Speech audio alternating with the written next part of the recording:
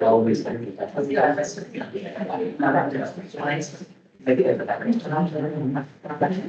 All right, folks. How's everybody doing? Oh, Megan, you have the chair with the sun. Yeah, I know. There's also, yeah, I feel like you always got a chair. We'll switch you around. How's everyone's break? Everyone get a good rest? I'm not go back to work to get some rest. Yeah. Yeah, I was like, yesterday when it was snowing, for the first time in like forever, I was like, please don't cancel my child's school. Cause it was his first day back to school and our first day of like actually fully working. So, it's happy to have that back. How about any fun trips, any fun occurrences, news?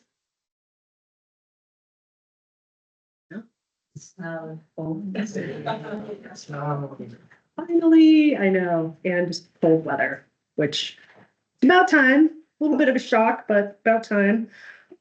So recap, last session in December, we had a bunch of speakers come from municipalities, large and small, and share kind of various perspectives on their water supply and demand. Looking over your comments from the last session, a lot of people were surprised or concerned about the reliance on NISP for many communities. And there were many questions of like, if NISP does not happen, is there a plan B? And I don't want to call on certain people, but are there plan Bs for any communities out there that you would want to share? Or any thoughts on that? In Windsor, I say this is a plan B, but we've really worked well with Greeley and Loveland and Fort Collins, getting partnerships on water. Yeah. To help cover when we're short.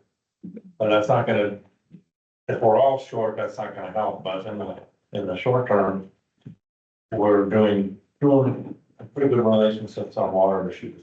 Yeah. Any other thoughts?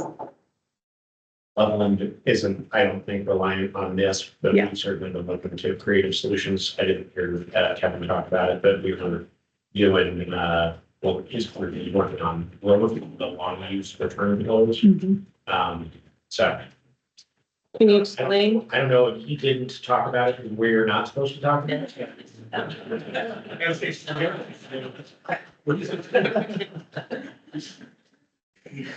Whatever you just wrote, scratch out.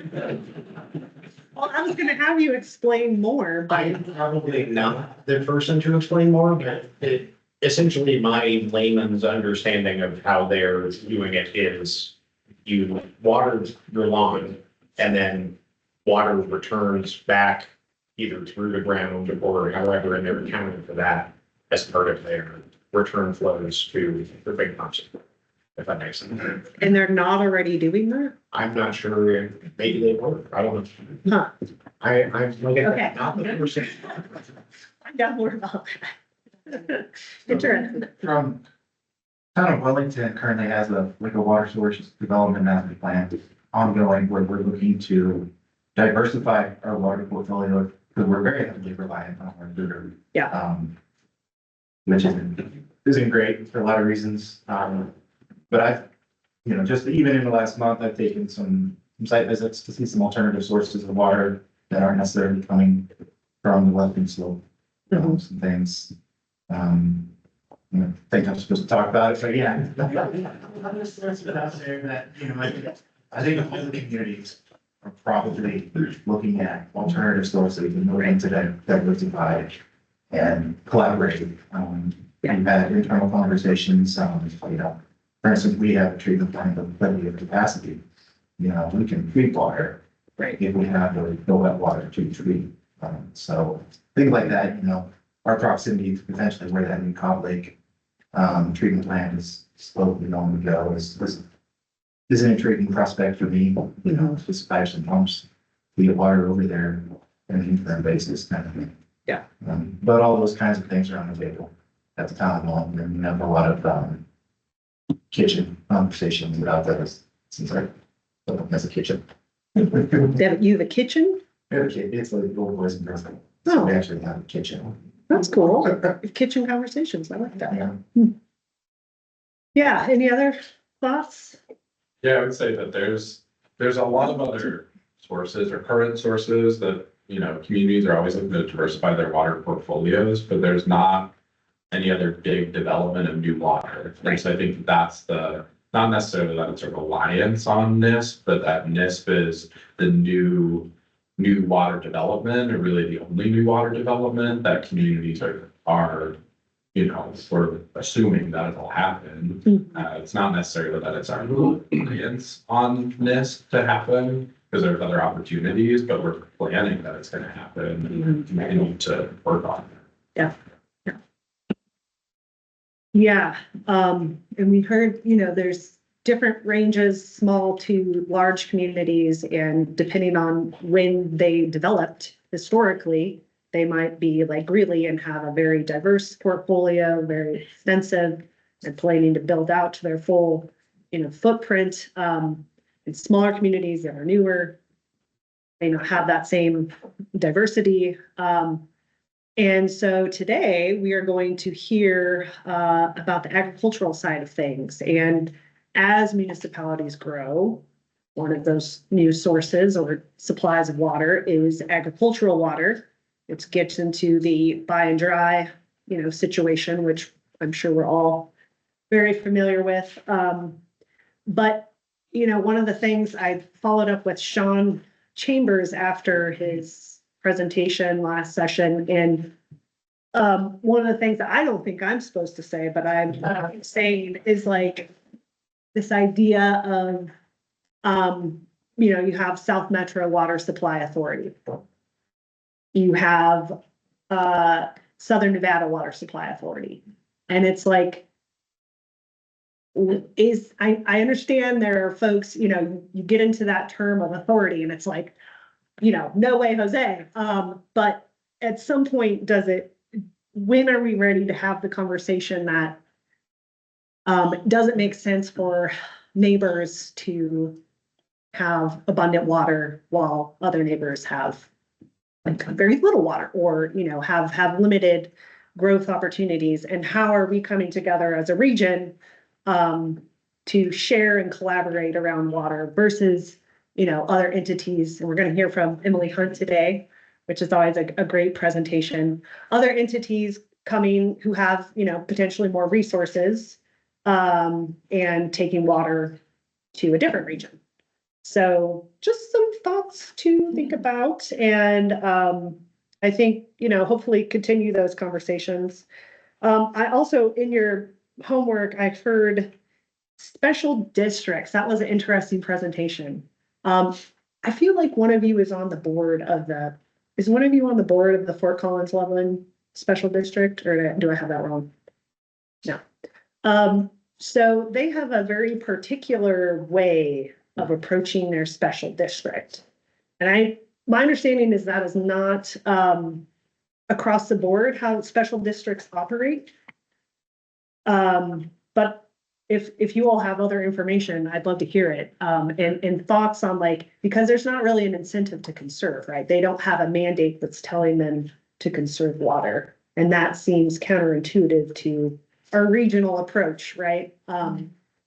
So thoughts on that and other experiences with other special districts? I think that anyway, kind of, there's probably a perverse incentive like we talked about when we were going in water about.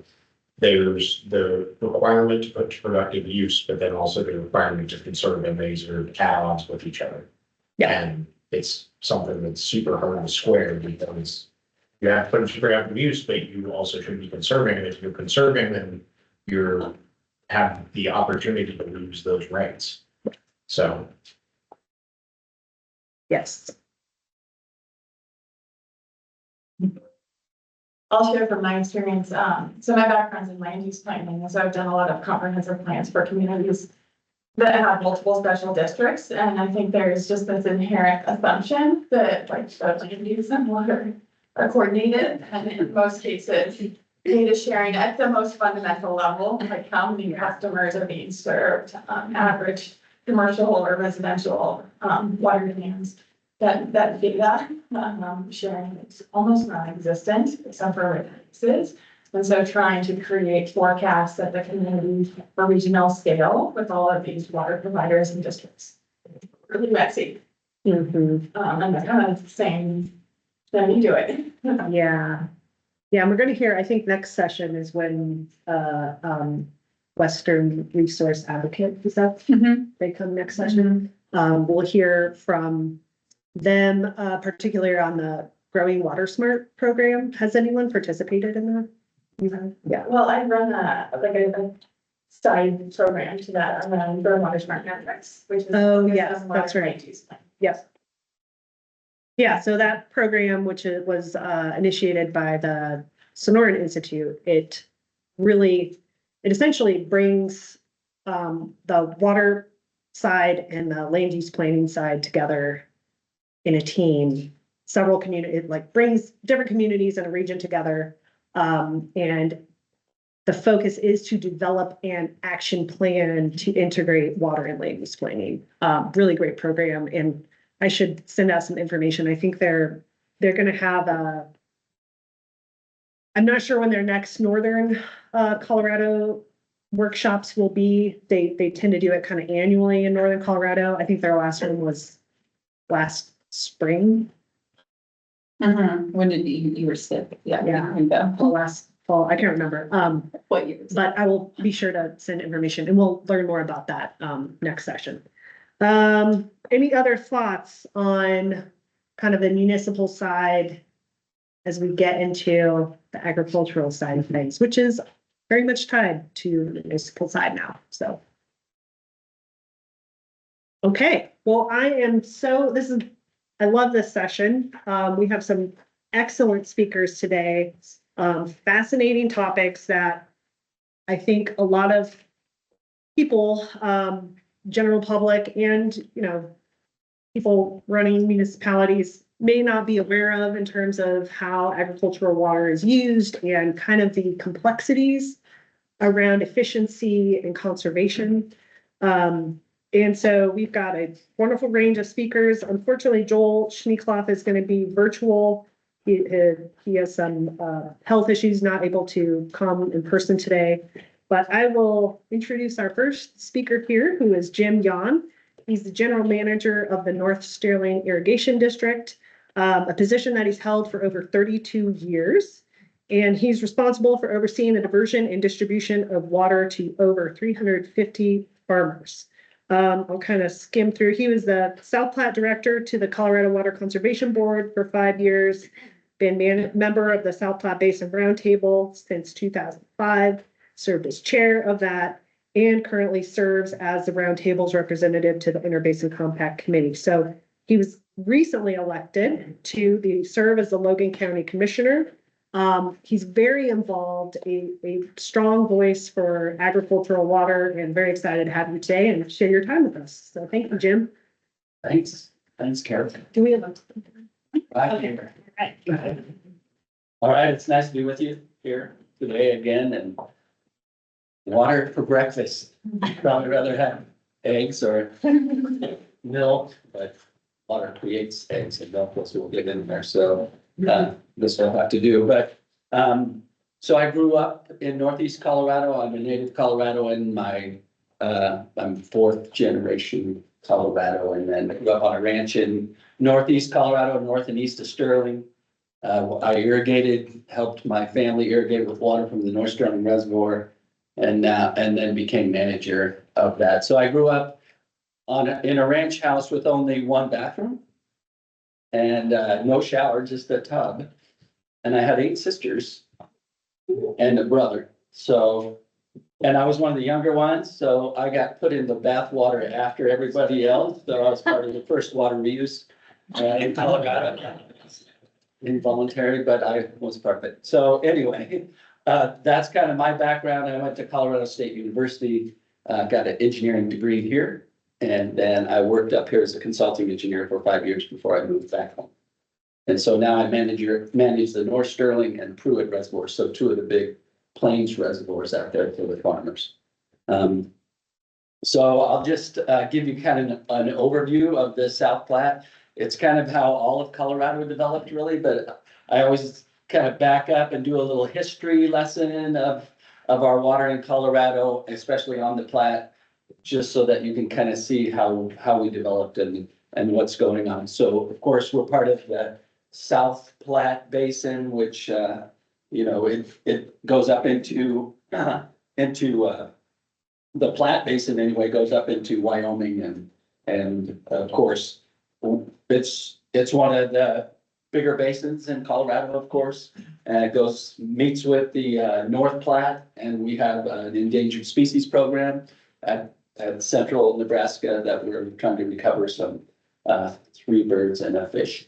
And so it goes into the Missouri and into the Mississippi to the Gulf of Mexico, which is going to become the Gulf of America, I hear. But the area where I grew up and where we are is Zebulon Pike, who Pike's Peak is named after, said these vast plains of Western Hemisphere may become in time equally celebrated with the sandy deserts of Africa. And he did that in 1806. And then Stephen Long, who Long's Peak is named after, said it's a barren region unfit for the habitation of civilized man. So we are still a little bit uncivilized in our area, but the South Platte kind of, this is how it developed. And I like this slide. I got it from the state, but state of Colorado Division of Water Resources, but it just kind of shows how we developed along the Platte. So kind of up where we are here, Larimer and Weld all the way to the south part, Douglas County. You know, mining has really started the water use in 1859, and so mining really started it. And then farmers realized, hey, we can make some money if you grew some crops. And so the first things that happened was, hey, look, they're going to farm along the Front Range of Colorado. There's water coming out of the mountains pretty much year round. So they tapped into it and they started farming with it. So you got a lot of, you have mining rights, and then you have agricultural rights right on the front end. And then as they started to use it, they noticed that the river became more constant downstream, because there was runoff from fields or seepage from ditches, and it became more constant. So you started developing water kind of along the Highway 85 corridor. And so you have the 18th, and these are in general, of course, but 1860 to 1870. Then in the Fort Morgan area, kind of Morgan County, Eastern Weld County, and then Logan County a little bit. You have the 1880s water rights, and then you get down towards where I live, it's the 1880s and 1890s water rights. And then, of course, our compact with Nebraska is the 1897. So down in that area, and I'll talk a little bit about that later on. But we have kind of the way it developed was you had mining first, and then you had farmers digging direct ditches, and they became ditch companies. A few farmers got together, dug a ditch, and they realized that, you know, the water wasn't constant enough, so they built reservoirs to hold some of the snow melt that was running out. And then we had big trans-basin diversion projects like Western Slope.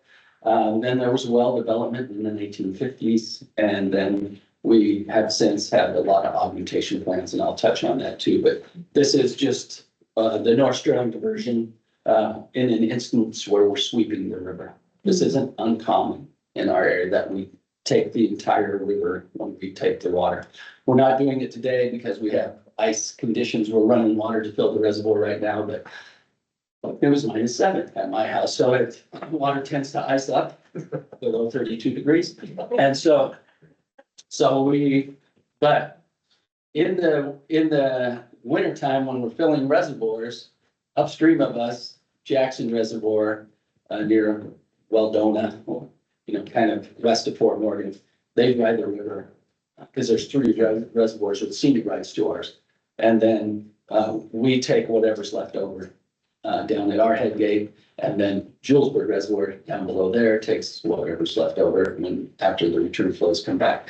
So you talk about return flows, and that's kind of my spiel most of the time. You know, you're talking about lawn return flows, but agriculture depends on those same kind of return flows. And our water rate's the same. So I like to also give just a little bit on how water rights is administered. So I use some actual ditches in our area to highlight that. And so I drew my own little squiggly diagram. And so we have 3 ditches in our area. So we have the Springdale ditch that has an 1886 water right, Sterling number 1 has an 1873 water right, and the Harmony ditch downstream has an 1895 water right. So when there is a call on the river, say we don't have enough water in our area, a lot of times Sterling number 1 is the calling water right. 1873 is fairly senior. They can call clear up past Fort Morgan in instances. So they'll call water down if they're not satisfied. But one of the first ditches that they call is the Springdale ditch. And so they'll, if they're not satisfied, Springdale ditch gets called out. And it actually is a call. So the ditch writer calls it the division or the water commissioner and says, hey, we don't have enough water. And the water commissioner looks at, okay, which ditches can I take out to satisfy their water needs? And in most instances, it's Springdale, just upstream with 1886. But the interesting thing is Springdale may be completely taken out, they have no water with an 1886 water right. Harmony ditch downstream, because of the nature of return flows, actually gets water. So a lot of people look at it and they say, well, that's not fair. They have an 1895 water right, Springdale has an 1896. Springdale should get the water. Well, it's when you have a decree, it's not just your decree date, it's your location. And in our area, it's a big deal where you're located, whether you get water or not. If you're right upstream of a senior water right, you're gonna get called out. So, and I draw little squiggly lines because we have ditch seepage along the way. And I've had a lot of municipal people in municipal areas just say, if you farmers would just be more efficient with your water, we'd have enough water for everybody. And I have to point out that you know, if we lined all these ditches, this little seepage water that goes underground and gets back to the river and makes it whole again would go away. And these guys down here, Harmony, they depend on those return flows, as does North Sterling in the winter time. So all these return flows that are historically from seepage or runoff from farms, we depend on them. Our water rights depend on them. Not to say that you're allowed to, under Colorado water law, to line your ditch if you want. But just to go out and line it because you think you're going to create more water doesn't work. So when you change a water right, so if you wanted to change which maybe many of you know, but when you want to change a water right from an agricultural use to a municipal use, you have to make sure that you make up for these historical return flows. This is something that people downstream, you have to do it in time and location. So if these historical return flows came back mainly in the summertime, you gotta make sure you have water down there in the summertime. Otherwise, you're injuring other water rights that have developed on this return flow. So that makes sense. And also, when you would purchase an agricultural water right, the only part that you get to use is what the crop has used historically. So all these seepage and return flows, you don't get to claim that as part of the water that you get to use because it was used by someone else. Only the crop consumptive use is what you get to claim in water crop. But as we go along, if you ever have any questions about some of these things, just stop me and we'll talk. So the other thing that happened in the 1950s is well use really started up in the South Platte. It was really from Kersey to the state line. So just outside of Greeley, all the way to Nebraska, there was a lot of well development that happened for 2 reasons, because there was water there. And the other reason was that we got electricity. And so they were able to say, hey, And there was a drought. So in 1954, 55, and 56 were some of the driest years in our area. And so farmers said, hey, my ditch isn't providing very much water. There's water right down below me. We have electricity. I'm just gonna drill a well and we're gonna pump it. So it started, what happened was, if these are little wells, they're intersecting these squiggly lines that used to go back to the river. So all these return flows that used to go back to the river, all of a sudden the 1950 water right is picking up this squiggly line or this water going back to the river. And it's affecting Sterling number one, it's affecting Harmony, it's affecting all the water rights up and down the South Platte River. So that's kind of how wells interacted. And Colorado, just so you know, we're way ahead of other states in this arena of conjunctive use of groundwater and surface water. So this is just kind of a cross section to the river. So anytime you have ditch seepage, we call that return flow or an accretion to the river. So if you're looking at a cross section where this is the stream and then this is water seeping from the ditch, it raises the groundwater level, creates a hydraulic gradient and runs back to the river and creates flow in the river. When a well comes in, it pumps and it intercepts some of that water. We call that a depletion to the river. And it's all kind of a timing. So these are engineering parameters. We use a Glover formula, which is developed. I don't know if it was developed at CSU or not, but there's a Glover building there. So I'm wondering. Anyway, so that it's all a timing issue. So when you pump this well, it doesn't immediately affect the stream. It affects it over time. And it's the same way when you put water into a ditch. It doesn't immediately affect, it takes time for that water to move back. And there's calculations that you can do to determine those factors. The South Platte is a well-studied river. We've studied it a lot and because we're in Fort Collins, Ralph Parshall, who was part of the Colorado Ag College, now Colorado State University, he did a study in 1922, and that was leading up to the compact negotiations with Nebraska. And so he found a few things in his study, and it says the return flows on the South Platte were increasing. And it was because of a general rise in the water table. So you can imagine when you have a ditch out there. So prior to irrigated agriculture, the river kind of filled up the aquifer. Now you're taking the water out and there's still this sand underneath the ground. And now these ditches are filling up the aquifer so much in some places, it rose as much as 100 feet.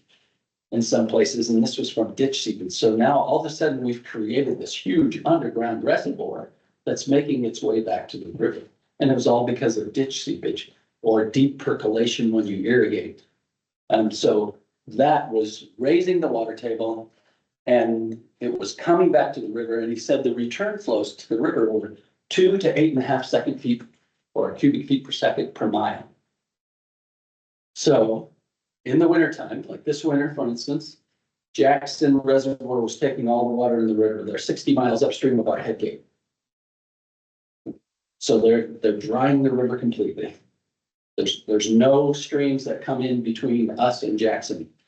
We had 350 to 400 cubic feet per second at our head gate, all from return flow seepage underground. So all this is popping up on the sides of the banks of the river, underneath the river, and flowing down to us. We fill our reservoir a lot with return flows.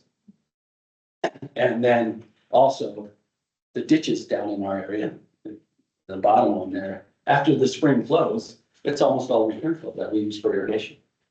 So it's not like it's water that we're taking away from anyone else. It's water that we generated from irrigated agriculture.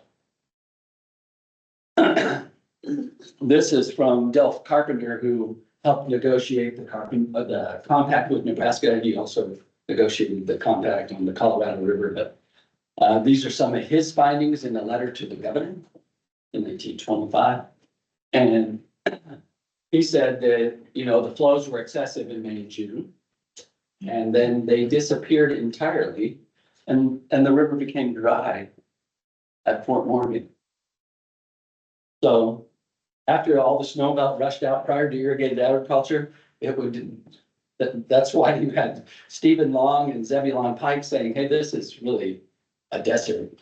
And because the river used to disappear into the sand in Fort Morgan, and in Sterling, there was no water. It was a treeless. Now, if you go out there, there's trees all over. It's hard to imagine, but it was a treeless river back in those days prior to surface irrigation. Then afterwards, it was more of a constant supply. So that's part of his negotiation tactic with Nebraska. And it was true. It said the flow is increasing. And he said, as we develop more irrigation, it's going to even increase more. And eventually it's going to be a constant supply, and it's going to be enough for development in both states. And that's, Nebraska said, you know, we do see that. And so they signed the compact with that in mind. And then we hit where the well development starts. So this is the same guy, Ralph Parshall, and he was right here in Fort Collins. I like to use this when I'm in Fort Collins especially. So in 1956, you had 3 really dry years, 54, 55, and 56. Worse than anything that I've seen, even the early 2000s, which were pretty dry around here. This was worse for us in our area. But he said there's several reasons why this is happening. The return flows have been investigated since the 1880s, and they strongly indicated that they're just increasing. But he said in 1956, it was found that there were no return flows to the river. And he said this is partly due that between Kersey and Julesburg, more than 4,000 wells were drilled, and they pumped enough water to fill Horsetooth Reservoir 4 times. The Horsetooth Reservoir. So that's over 550,000 feet of water that there was.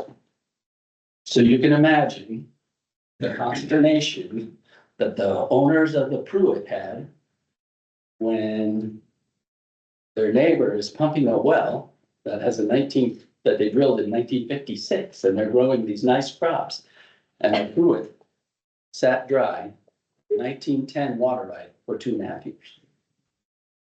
And that's where our state really kind of stepped in right away. In 1953, they started with the Underground Water Act. And they did a lot of things in the meantime, but in 1969, they did the water rights determination that the legislature did. And that's where they brought all the wells into the prior appropriation system. If you had a well, you could still pump it, but you had to make sure that you were offsetting that pumping somehow. You could release it from the reservoir. You could use a ditch right if you wanted to. You could do recharge, artificial recharge of the aquifer with the junior water right. You could do all those things, but you just had to prove that you did it. We had from 1970-ish, after that came into effect, until 2000, we had operation of what we called large temporary substitute water supply plants. One of them was the groundwater appropriators of the South Platte. The other one was Central Colorado Water Conservancy District. And they operated these large temporary substitute water supply plants. Well, in 2002, on the Arkansas River, there was a case. There was a dispute between some landowners, but it involved the water also. And out of that came is that the state engineer doesn't have the authority to issue temporary substitute water supply plans.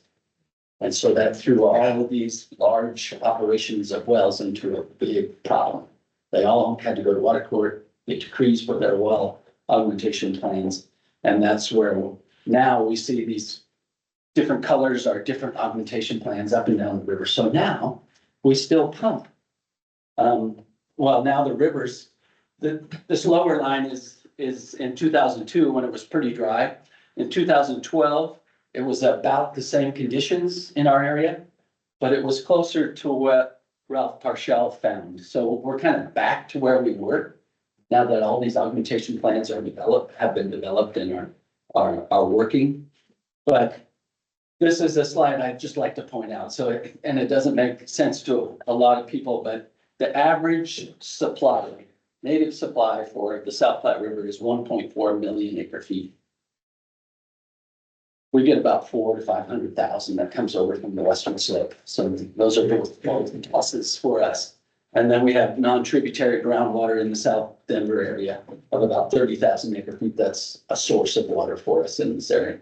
So we have about 8 million acre feet of water as a supply every year. Average diversions from the river, there's about 500,000 of tributary groundwater. So all those wells that used to pump 4 Horsetooth reservoirs now are pumping it legally. So we're back up to where we were, but they're replacing it in time and location.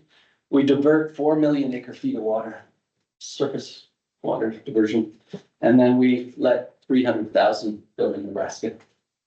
So if you look at it, you have 4.8 million acre feet of water that we actually use or deliver to Nebraska. We only have a supply of 1.8 million acre feet. It doesn't make a lot of sense, but it's just that in agriculture, we use it and we reuse it, and we reuse it all the way down the system. And so, in the North Sterling, when I first came there 32 years ago, we were about 10% sprinkler irrigated. Now we're 90%. So our efficiency has gone way up. It's good for us because now we can hold that water. We can get 4 cuttings of alfalfa. We can make sure our corn has enough crops because we have a reservoir to deliver it to our farmers, but the water doesn't run off like it used to. So ditches downstream that used to rely on our runoff don't see that anymore.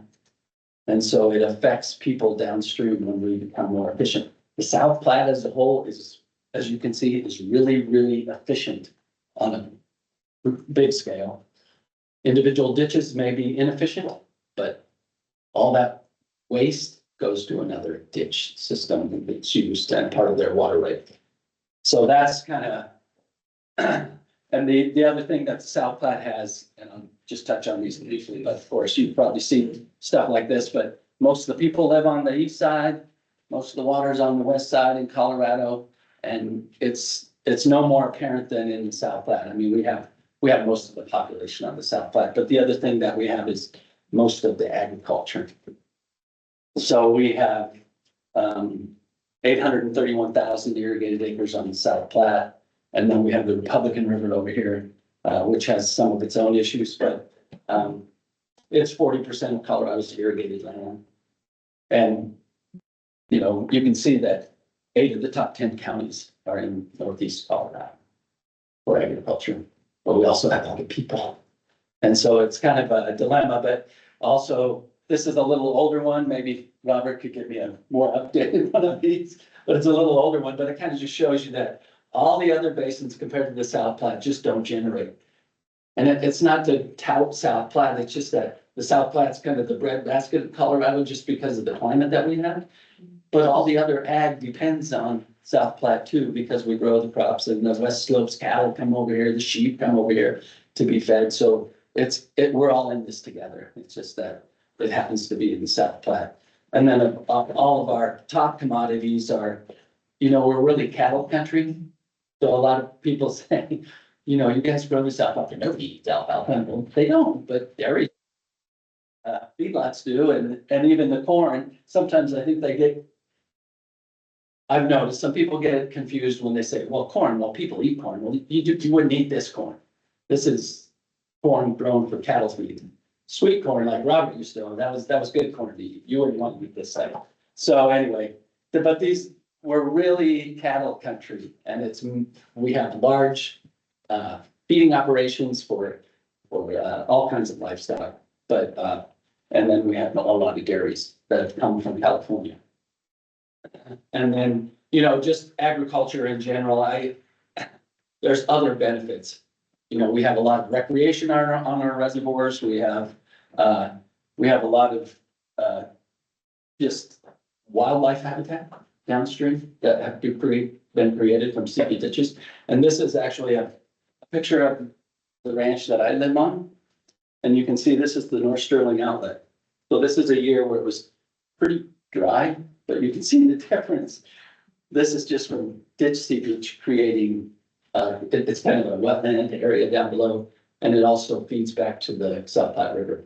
So you can just see the stark contrast between, we're at the limits of irrigation where I live, the kind of the northern limits, and it kind of shows the differences that occur. So we do a lot of recharging, irrigating, and of course, if food isn't enough, you get hunting and wildlife habitat and all kinds of other benefits. So, I probably should stop there. I was gonna talk a little bit about the compact with Nebraska, because Nebraska has, come down and wants to build the Perkins County Canal on the South Platte. Just for all of you here, it's kind of, its limits are the Morgan County and Washington County line, which is way down in our area. It's called District 64. Nebraska can't call above that. And it's a wintertime use that they're hoping to develop, which is allowed for in the compact. It's under Article 6 of the compact, so it's just from October 15th to April 1st that they can haul on water. What it will do is, in fact, we have a lot of recharge water rights that offset our well pumping. So farmers in the off season will take water on the junior water right, like a 2002, and they'll put it in the ditch, like the ditch seep away, or put it into a pond. So it's artificially recharging the aquifer to make up for their pumping of their well.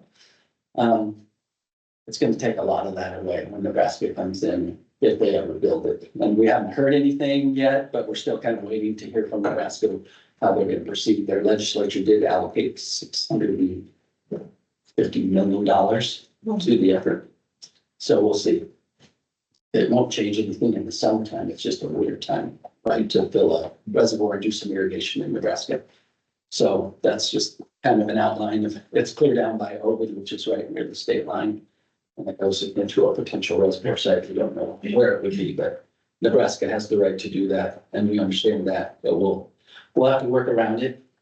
And, you guys talked a lot of stuff about municipalities, and we're also doing a lot of stuff. I'm part of the South Platte Regional Opportunities Water Group, or SPROG. I don't know if you've ever heard of that, but we've been talking to Denver Water, Aurora Water, South Metro Water, Northern Colorado Water Conservancy District, a lot of bigger water providers, and trying to figure out more regionally how we can work together so that you're not building infrastructure that you already have the ability to treat water or whatever it may be, so that you're not duplicating those kind of things, and you work together to do some of these things. So, and it's also using the ag water as a drought insurance policy. So we're trying to come up with new and innovative ideas to work together. And one of the big ones that we're working with is with Parker and Castle on the Platte Valley Water Partnership. And so I think Lisa Darling was supposed to be here last time, but she couldn't make it, so she would have talked about that. So anyway, good to be with you here. If you have any questions, I've probably taken all my time. Thanks.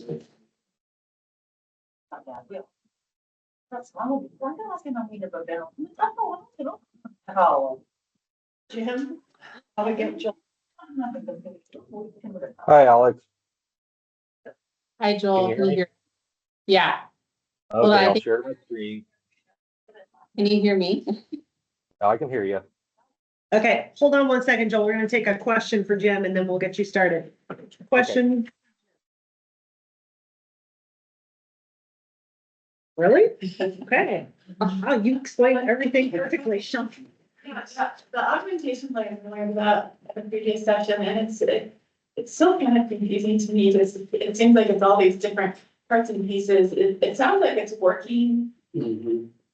No, it works really Okay. well. Actually, we put more water away in artificial recharge with junior water decrease than our 6 reservoirs hold. So our 6 reservoirs hold 250,000 acre feet of water. We put around 300,000 acre feet of water Really? on average every year in the districts 1 and 64, which is cruising to the state. Through the augmentation. Yeah, so we put a lot of water into the underground to artificially recharge to make up for the pumping of those wells. And it makes a lot more sense if you ever want to come out and take a tour, if you can stand out there and look at, oh, I get it. You're putting water here. And it makes sense when you get out there and look at it. Is there like an end to that? It just seems like it's getting so complicated at so many levels. It doesn't ever stop for it. No, I think it's gotten really complex because in the winter time, well, in the summertime too, but our water commissioners used to have 6 reservoirs to fill. Now you might have I don't know, 20 augmentation plants that want to take water into 400 ponds. And they have to measure each one of those and account for each one of those. So you're doing so much more accounting work for the state and for individuals than there ever was. And so the work for our water commissioners, it's on the South Platte is above and beyond anywhere else in the state. Yeah, we had Corey come Oh, in our DeAndre. for first or second session, and I asked the question of like, how has your workload increased as has it gotten more complex? And he was like, yeah, it's crazy. So we're exploring actually AI to help with that administration, because it's so data intensive, that's the problem, Yes. is that we just have so much data coming in, so it's whether we can utilize a tool like that to help us make some of these determinations. Absolutely. Wow. Another question? Yeah. Are there ever any water quality issues between wells or? Yes. Well, no, right. So I'm on a salinity effort with Karen that she heads. So, yeah, there is, whenever you pick up things in the underground, it just naturally occurring in the soil. Plus, I mean, in the old days, there was a lot more, fertilizer was cheaper. And so, the way farmers applied fertilizer was, more is better kind of thing. Now you don't, it's so expensive. And with precision agriculture, you don't have to do that anymore.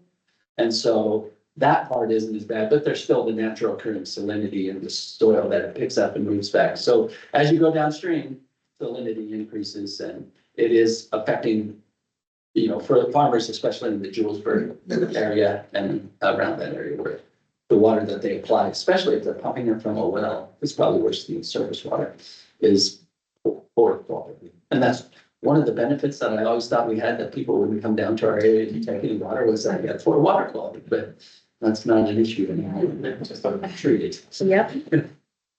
Yeah, and I'm trying to think, in past years, I have talked about the salinity group a little bit, and maybe if we have some time in a different session, I'll talk a little bit more about it. It's like a large group of a bunch of different stakeholders that are involved in the salinity issue on the South Platte, including, all the metro, like Denver water, rural water, and then northern water, all the way down kind of the system and agricultural representatives. So it's a really cool effort, intended to kind of hear what the issues and concerns are, develop research questions and needs around that, do the research that's informed by the stakeholders, and then, have kind of applied results that are going to be used for solutions and management. So that's the goal anyway. We're working on it. But that'll be a different time. So without further ado, and we'll hopefully have a little bit more time for discussion with Jim here, but I would like to introduce Joel Schneekloth, who is joining us virtually. Thanks Joel, for being with us today. Joel is our Regional Water Resource Specialist for the Colorado Water Center and CSU Extension. He grew up in Northeast Nebraska on a dairy farm and graduated from University of Nebraska with a BS and MS in mechanized agriculture and emphasis upon irrigation and water management. He's been with CSU since 2000. He is very knowledgeable on agricultural water use and conservation, efficiency, and specifically working out in the Eastern Plains region. So thank you so much, Joel. And I think we can hear you, so you can go ahead if Yep, you are. can you hear me now? Sounds like a Verizon commercial. So, thank you very much. And one of my topics that I was asked about is, and it's a question we always get is, well, if agriculture becomes more efficient, we'll have more water for municipalities. And in some areas, yeah, that's right. Some areas, it's not right. The way efficiency works is one of the things we're going to talk about here. Agriculture, Jim gave through this, 5 of the top 10 counties are in the South Platte Basin, $3.5 billion of economic activity. 86% of the water in the South Platte is used for agriculture. 854,000 irrigated acres in the South Platte. And like Jim said, in the Republican, there's about another 550,000 irrigated acres. And we also have 80% of the population in the state. South Platte is a net water short region basin. We bring in a lot of water from the western slope. We actually bring water from the Arkansas as well into the basin. That's consumed by cities. And when you have those transbasin diversions, those are a net consumption where they can zero it out. They can keep track of it to infinity and use every last drop until it's done. But the question here is, can efficiency help solve the problem? And that's one of them we've always heard time and time again.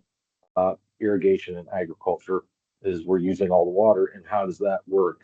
Jim showed you this, but again, as you notice, all of the top agricultural producing counties are on the eastern slope. 2 are in the western slope, 3 in the San Luis Valley, and 15 are on the eastern slope of the top 20. And what you always hear in the news is the Colorado River. Never very often do you hear about the South Platte or the Platte River Basin in Colorado. And of course, I work in the South Platte Basin in the Eastern Plains, and so we never get much coverage unless something nasty happens. Prior development, what's interesting, you read pioneers' logbooks, their journals.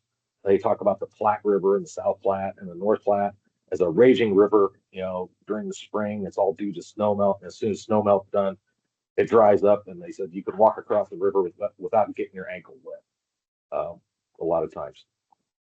So that's how the whole system was. It was a raging river, and then it turned dry for the summer. And when does irrigation needs are for crops is primarily during the summer. So irrigation began developing throughout eastern Colorado, northeast Colorado. And what they saw was, as Jim showed, as irrigation developed downstream, they started seeing that return flows. They started developing, and then they started developing, and then they started filling in areas. And you can really see that by the decree dates with surface water supplies and ditch companies, when and where they started to develop those increased return flows. The major issue there is that increased storage was all in the alluvial aquifer, and we sit on top of a fantastic alluvial aquifer along the South Platte Basin. We also sit on one of the largest groundwater aquifers in the state or in the world, which is the Ogallala, and we're the South Platte is not part of that exactly. But the rivers are a drainage system for the basin. Without that drainage system, it'd be a gigantic lake eventually, with all the runoff that we have out of snowmelt. And here we're working with this, with the pumping. It can be from a ditch company or groundwater. You have metered pumping, goes down irrigation. You do have some runoff, especially with the lower efficiency systems such as surface water or surface irrigation. You have the deep percolation that does go on but that goes into groundwater returns, which in most cases gets back to the river, which is also into the alluvial aquifer, and some is lost, but not a great deal eventually through the system. Now, what we're looking at is that we make efficiency changes are these two major components, the surface water and the groundwater return flows, being more efficient. Yes, we are diverting less water, but that does have implications. Here we see some of the surface water usage, and this are ditches and siphon tubes that were predominantly used in the South Platte Basin, much of the early irrigation, or these or gated pipe as the technologies increased over time. So here you can see the two different technologies. One is for irrigation.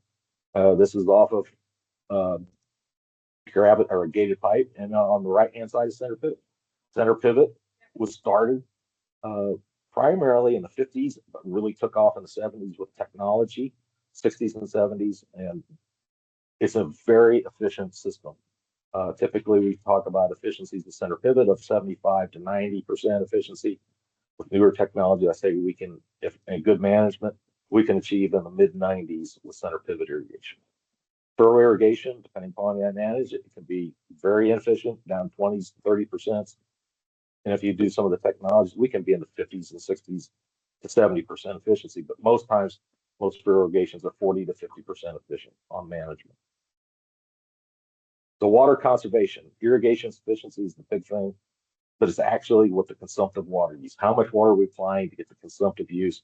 And one of the impacts with higher efficiency generally means we actually are increasing our consumptive use of our water, and that impacts our stream flows. But the big thing is as efficiency goes up, how are we impacting it and how the river works on the system? So we're looking at an average system, these are made up numbers, and pardon my artistic, I'm an engineer, I'm not an artist.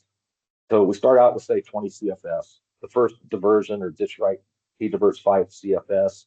There's 15 left in the river.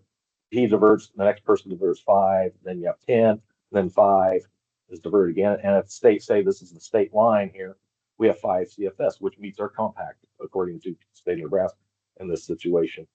So that's showing no return flows. But how the river really works, and also where we see this issue with, where we see the problems is when we start to see those reduced flows. Like, as I said, as snow melt decreases, the flow rates are lower.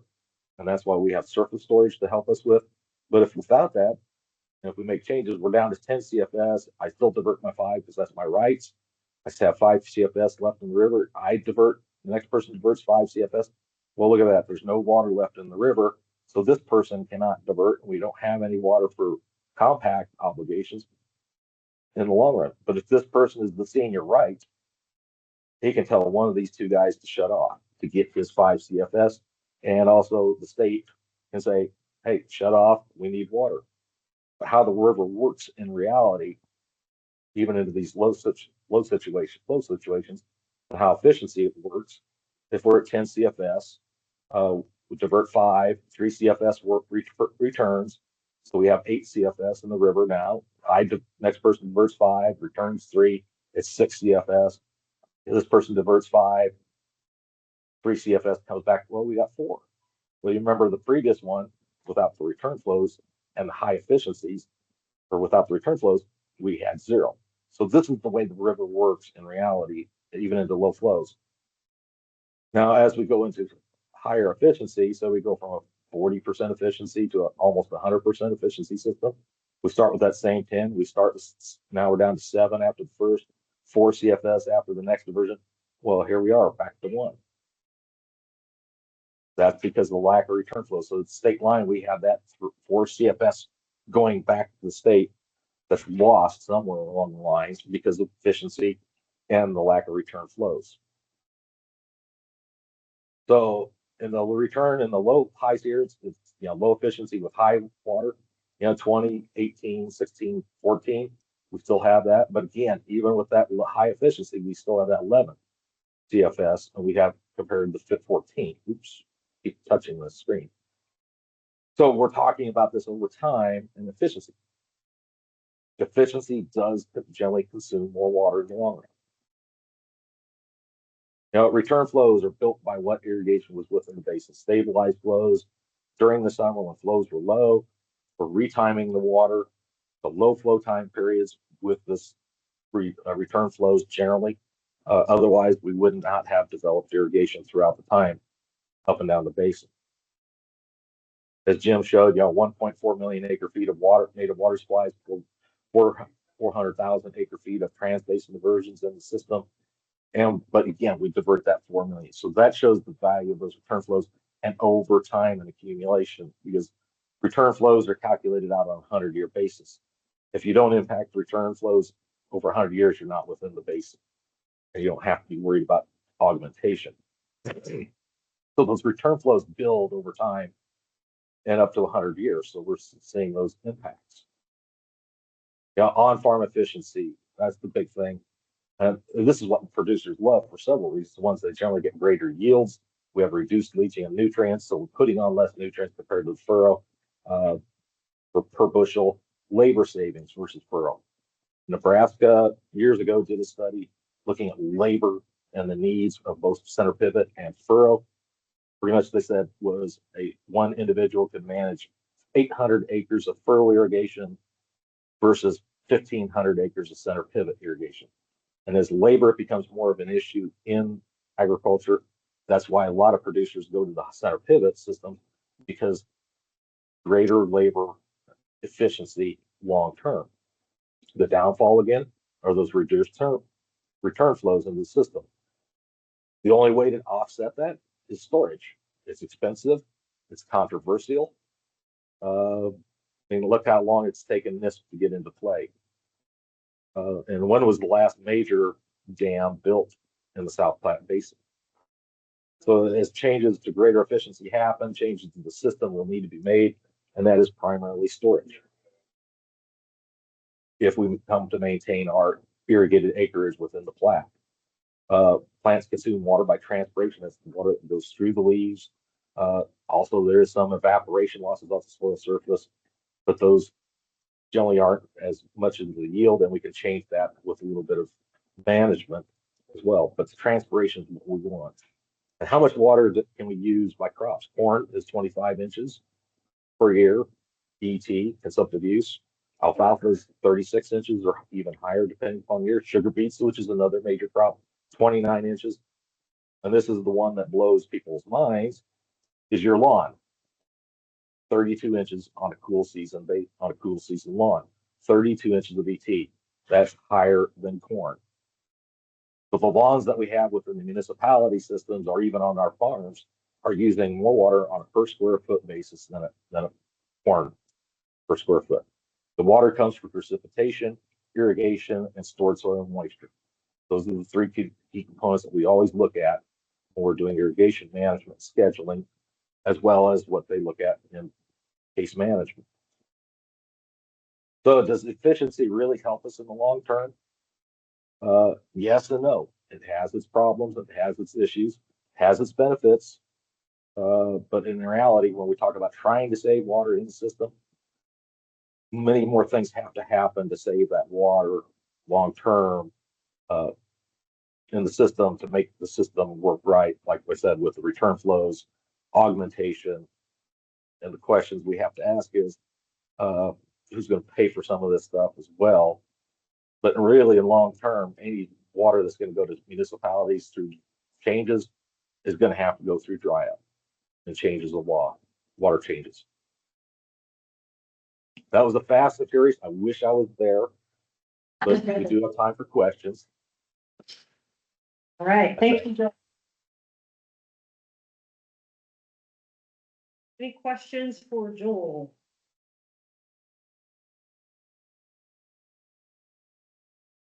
Comment, I guess. I would think that I grew up in Nebraska on North Platte River, and we used to actually go with my grandpa and do we would irrigate with the pipes and put them out there along the Platte, on the cornfields. And a lot of water would come out, like where we put the pipes and everything, but I would think like, I guess my opinion would be that the center pivot would lose more water with the wind and evaporation, unless you're using less water overall, then it comes straight out and then less loss in the ground. But I was surprised by that. Did you hear that, Joel? No, it was kind of choppy. I could help answer that, but. Yeah, so she was, the question was, with center pivot, the loss of water through like wind and evaporation versus like furrow irrigation system. Is that? Yeah, I'm not using the last, I would say. You're using. That's a misconception that keeps getting built out of bad studies, shall I say. That's easy. I'm saying, okay, I have a center pivot system for our irrigation system research. And every time I go back and do the calculations for consumptive use, crop ET, I have to run at least 95% efficiency to make that work out right. So efficiency is there. It is not evaporative losses. I mean, there is a small window. Evaporative losses follow ET needs on an hourly basis through the growing day time period. And the highest time period is about 4 to 5 hours. If you look at it and the way we've calculated, maximum we can lose, depending if we have a irrigation system designed right for the field, 5% is generally what we figure. I figure what we've actually shown with a properly designed system, about 5% evaporative loss. Now, one other thing that goes with evaporation, what's the impact of evaporation? It cools the air, it humidifies the air, so it reduces evapotranspiration in the long run too, just during those time periods. So there's that play. And there was a couple studies where they looked at the sap flow through the corn plant as the irrigation system was going across it, center pivot, and they showed almost a 1-to-1 offset of reducing transpiration for the evaporation losses. It wasn't 100% efficient, it was like 95%. So those are the things that happen, and I could find that study somewhere along the line, but there was one done down in Texas, there's one done in Nebraska, and they both showed those changes. So even though it's evaporating, it's having its impact on the environment around the corn plants or the crop in that short term. But a properly designed center pivot system does not evaporate huge amounts of water. And here's a quick, easy way to show it. We had at meetings, we talked to people, well, you lose 30-40% of your water evaporation. Take an irrigation well. Jim, what's a decent irrigation well in your area? Pump, gallon per minute. 2,000. 2,000? I say send that through a pivot. I'm losing 40% of that water. I'm evaporating 800 gallon per minute. That's impossible. Unless I spread that over thousands of acres and put it into a mist. What I say with our producers in the Republican basin, we have a lot of 400, 500 gallon minute wells. Okay, you're evaporating 40% of that water. You're evaporating 120 to 200 gallon per minute coming out of that well. As it stands, I say, right, 450 gallon per minute with a 20-foot wetted diameter on a center pivot is 1 acre, putting 1 inch of water on per hour. And you're telling me I'm evaporating that much water at all times. It is physically and environmentally impossible through our systems. Joel, With a good man. You said Texas and Nebraska have had studies. Where I live in Weld County, it's super windy. Has Colorado had these same studies? So What you do with those is you design a system to your environment. You do bigger droplets. You don't do the fine droplets, and you keep it as close to the canopy as possible most times, unless you have runoff issues. And that's the way we design irrigation systems. Runoff is my primary concern. So my wetted diameter of my system is based upon that, the slopes, the soil types, the capacities, and then I start working from there. But to fight wind, you use certain sprinkler packages that have high droplet sizes versus finer droplet sizes. And I give you examples. I mean, the IWABs that are out there are a fairly coarse, big droplet size that fights wind, has very little wind impact. And over time, you say, oh, well, it's wind's moving this here, there. Well, you look over a growing season, the wind's coming from this direction one day, it's coming from this direction another day, this direction. It all evens itself out over time. Do you end up with, if you use the not furrow irrigation, the center pivot irrigation at night, do you get better, what's the word I'm looking for? Efficiency. You get better efficiency? You do slightly, because most of your evaporation is all going during the daytime. But to do that, now you have to double your capacities. We figure generally a 600 gallon a minute well will do an irrigated quarter section, 120 acres, adequately 95% of the time. It'll meet the needs you have on a silt loam soil. Now you do it, just shut off your irrigation wells at night or during the day and let them run at night. I have to have a 1,200 gallon a minute system, or I have to cut half my acres. So it's economics. And in reality, the water lost, again, is minimal during the daytime. I gave a presentation in Kansas last year, and people were just astounded when I ran through the calculations showing, here's your water loss, 5 to 6%. Is it worth shutting that system down for that? So Joel, can you talk a little bit about, because, there's water efficiency and there's water conservation. And those are two different things. And so you can have, let's say you have, I don't know, some reasonable amount of water that you're applying, which I don't know what that would be. You're applying to your field, and with furrow irrigation, you change to a pivot system, and you're more efficient, but you're maybe also getting higher yield. You're producing more crops, and the crops actually, it's using the same amount of total water, but you have a more efficient system. Well, actually, you're probably using less. you're using less irrigation water. The major reason why you're getting higher yields is you're meeting those crop needs better on a more timely fashion than you are with furrow. And with furrow, generally, a 7 to 10 day cycle between irrigations. With a center pivot, you're on a 3 or 4 day cycle between irrigations. So you don't have that wetting and drying impact. Crops don't like to grow in soggy soils, but they don't like dry soils either.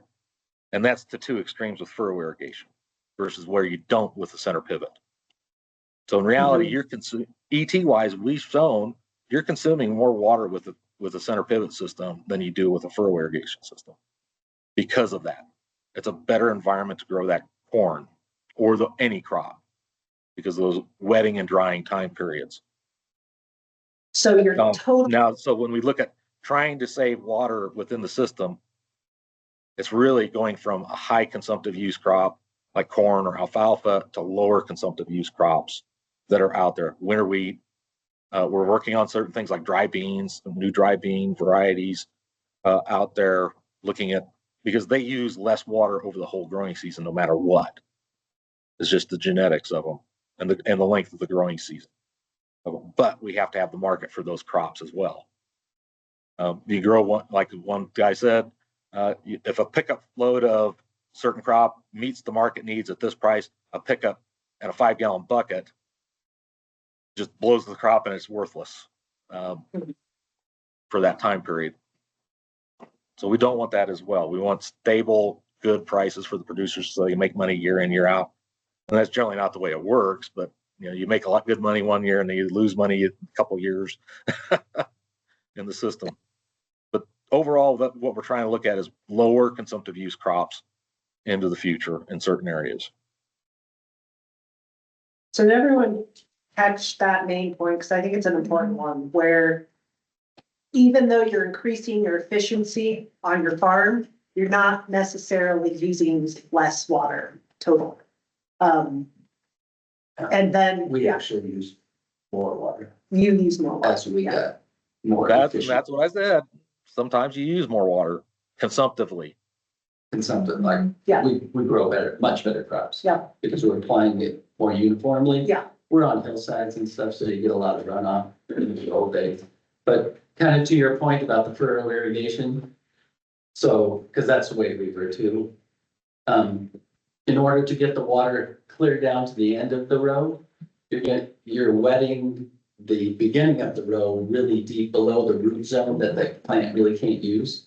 So that's some of the loss that you get there.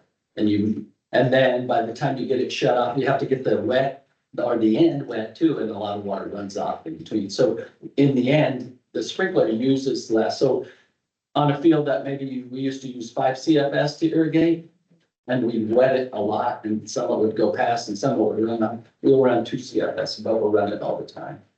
And so that's the other part with, Joel was talking about wells, pumping and different things.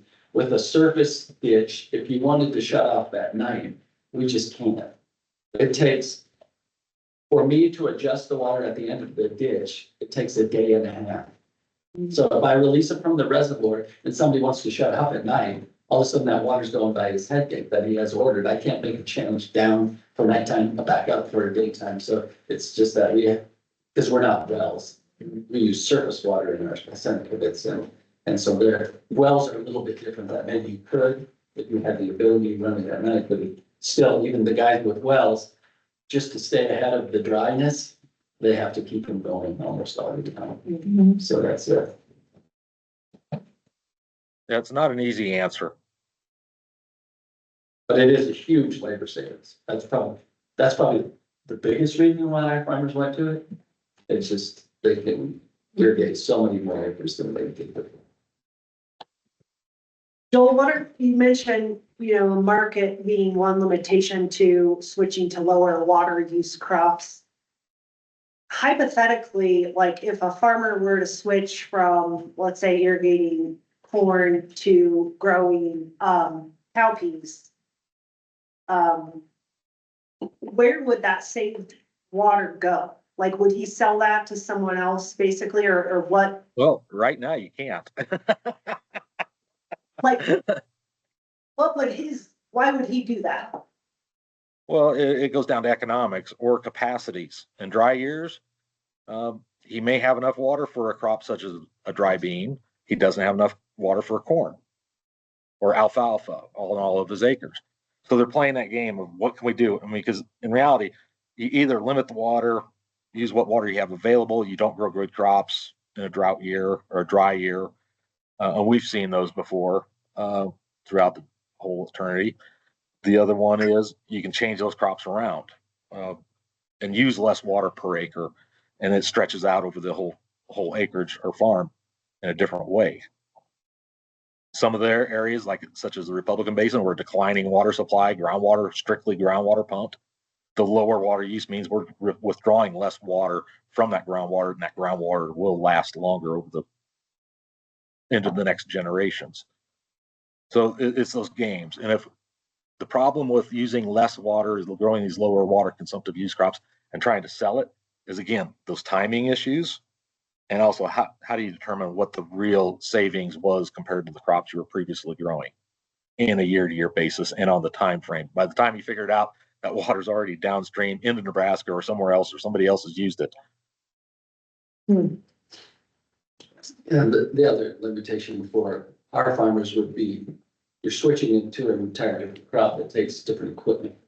So there are some that you could use the same kind of combine, and you just have a different attachment that on dry beans or whatever it may be. But then there's other ones that you're going to switch to a whole different program, and then you're losing a market. But so right now, hay for dairies and feedlots and corn for ethanol and feedlots that's what drives our economy down there. And so if you start switching out of that, that means they're gonna have to go somewhere else where, hey, or they're gonna move away, which affects other farmers that. Yeah. So right now, a well-oiled machine, and if you start introducing, you can some, but if you start introducing too many other things, then they're gonna have to go somewhere else, either move closer to the supply or, but really, we live in an area, just because of our climate, that alfalfa is.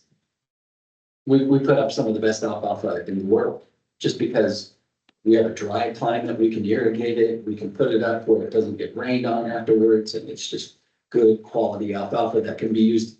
For dairy cows, it's important to have high quality alfalfa, and then the stuff that doesn't do as well, that can be sold to feedlots. And so, they try to shoot for real high quality alfalfa, and then you kind of use the left for it. So it all works.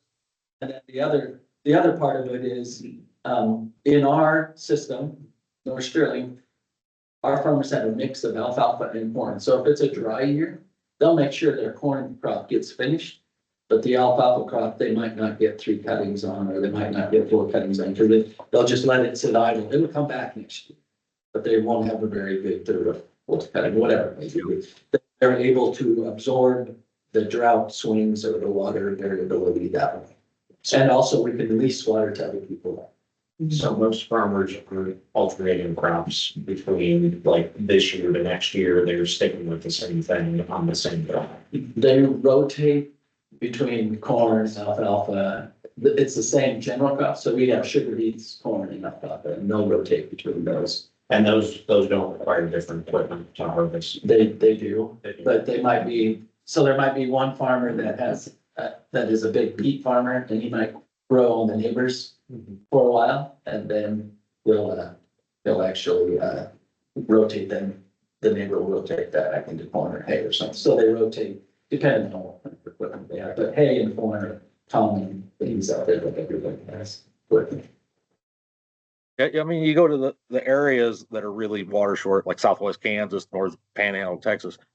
The key there is they want to grow the forages. The corn they can ship in easy. They can rail car corn in from the Midwest real easy. But the forages are an expensive transportation cost long run. So the forages they want grown locally. Yeah, I wanted to follow up on what Jim was saying, with just, the decisions that a farmer is making on an annual basis, like it's not the same every year, right? It's very dependent on the conditions of the basin and XYZ. And so, we're gonna hear from Brett Bovee about alternative transfer methods and just some of the realities of being able to make decisions for a farmer when you have agreements in place that don't provide a lot of certainty about your water supply, if you're sharing water with a municipality. And that's where some of the issues come in with those types of agreements, but, we'll hear more about that in a second. Any other questions for, Joel or Jim? Are there organizations that are actively working on creating markets for more efficient crops? I know that there's market forces that are determining, you know, what farmers want to plant. But are there any organizations that are trying to develop markets for more efficient crops? I wouldn't necessarily call them more efficient. Use less water, but generally they yield less and they have to have a higher value to them. And that's where, you know, with things like dry beans and some other crops. And yeah, there are organizations, there's businesses that are trying to develop the acres out here. One of them, and I know Jim talked about it a little bit with the black eyed peas, that there's 3 buyers within Colorado. They're trying to develop the market and acreage eventually. And I've asked them, why are we so lucrative here on growing them? They said, it's the color is so much better than a lot of the areas. People like the color of the beans. We've lost acres of dry beans over the years. We used to be a large pinto, kidney, northern growing region that has all moved north over time. We used to have 400,000 acres of dry beans in Colorado. We're down to, I think, what is it, about 40,000, 50,000 acres now? Jim probably remembers seeing dry beans at times, right? I do, neighbors, Sharon. But you just don't see them now very often. But there are in places, so like the Rio Grande River Basin, there are people that are doing quinoa and different kind of things. But it doesn't necessarily work up here. And it's climate dependent, really. So, I mean, just like Robert grew onions and sweet corn up in, it's harder even out on the eastern plains, just because we have wider fluctuations of temperature and coldness and we don't warm up as quick. So it's really climate dependent even within a basin. So some of the things that work in other places don't work here. But, you know, there's all kinds of companies that are trying to go more drought tolerant corn crops and things that yield more with less water and different things like that. It's always a constant thing that we look at, that we're trying to improve on. Thank you both.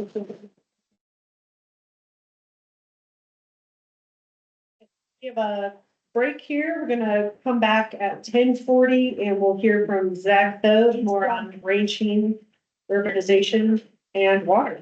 So enjoy your break and we'll come back in a little bit. Thank you, Thank you, Joel. everyone.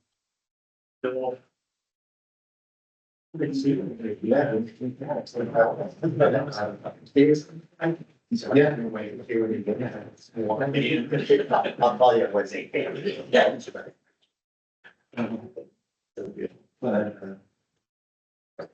We do have land, there won't be that many, sometimes we have. Which is the first. Yeah. If you look at it, and I, you know, it's going out still, This month's been crazy, this whole thing. But yeah, keep it in mind. Yeah, that's fine. I just like this. That's great. Yeah, Because they said something about. Because I think it's just like, you're in the middle of bigger rooms. I see it. It's actually just. Yeah. So I. Yeah. I think because I couldn't adjust for the Western Ward. You know, so a lot of yeah. So they're going. Yeah. Thank you. Well, and hopefully it's. Yeah, same here. Thanks for driving. We're 2 hours from everywhere, so it's.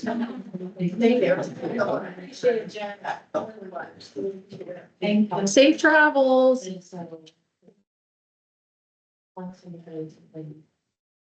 I didn't know. I was gonna do that. Well, we know the hot wording of my job stuff. The open meeting in June and very fun. No, you did great. Are you? I'm gonna get started on that first thing. I'll hire you on that.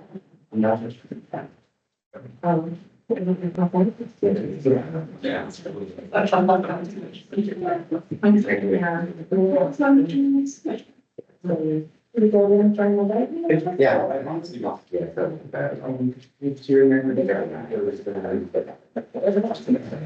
It's in there, like, legislation, I'm getting lazy from, but it was the construction. It's pretty specific. More some. Yeah, for possibly. It was just very difficult. And then doing the business, I'm doing something like that. I'm just there in the water. It's. That's why, you know. Like firefighters. Yeah. You get those moving. Yeah. And stuff. And Yeah, well, it's like, exactly, I'm not sure. also it's somewhere like. Where it's, yeah. Maybe. But it's really, you know, it's not really, we should try these out. And just sort of. Get a everything that that's a damage. Everything is going to be the focus and so. So recently. Yeah, I was Yeah, maybe they want to talk to each other.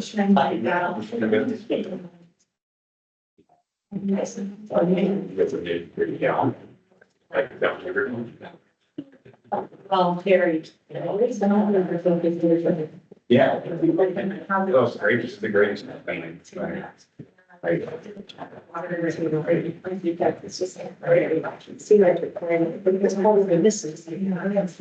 Oh, yeah, he said mine to me. It's so nice that he, drove so far. Yeah, he's great. He's so great. Well, yeah, and he was like, when I said, oh, I have a meeting that day, that would be big, so I want to.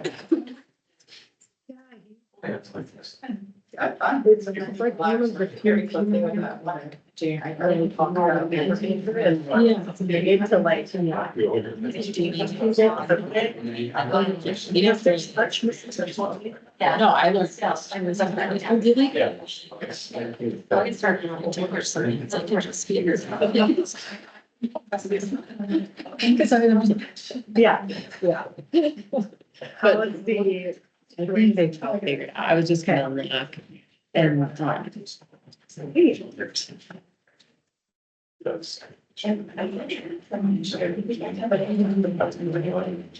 Since the end of December. Space. Yeah. Okay, no worries. So, Yeah, ready to listen. okay. Yeah, the visual resurfaces. The way you describe it. Abby, are you gonna be, you're gonna be able to work on Monday? I do work on Monday. Yeah, I'm excited. Me too. I have no idea what I'm doing, but I'll be there. Last year was my first year and I had no idea what I'm doing, but it's cool. Yeah. It's nice meeting people. So I haven't seen your place. So- Really? Yeah, I've never been there. Yay. I'm kidding. That was also, I was like, oh, this is a gas station. Yeah.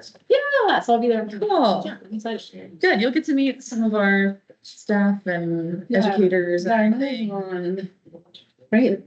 Yes. Yeah, and, yeah, so that's all you.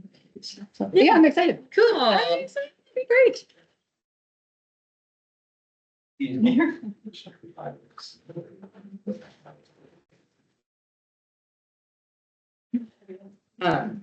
So they made like creating things.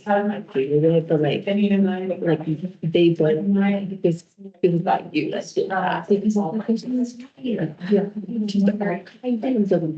Like probably just it doesn't feel like it's done right. Is it like in the trash? No.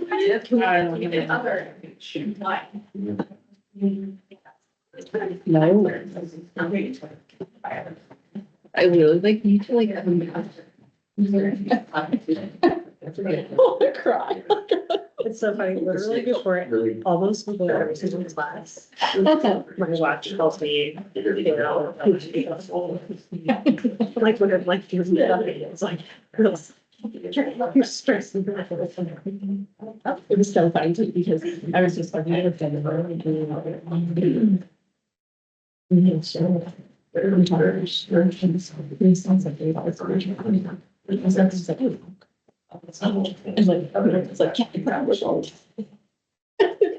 Isaac and we were like, oh, so. We know what to got. Well, it's because I'm here. But I have no idea, so it's like. Yeah. But now I'm terrified that if all your people do it, it's gonna. Yeah, so. So, But I don't know if that's like the for sure thing.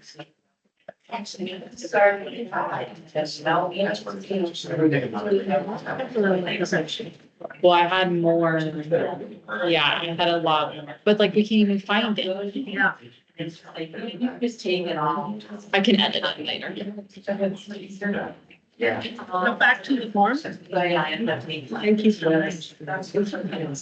Okay. Yeah, I'll go back and edit. I mean, I think she was just getting something. Yeah. Quickly getting it done. Yes, pretty hard. Is that somebody?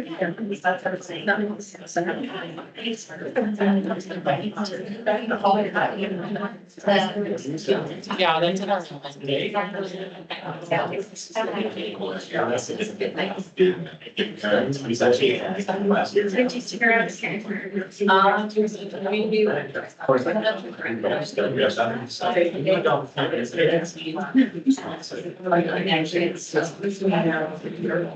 Actually, that's the mother-in-law. Yeah.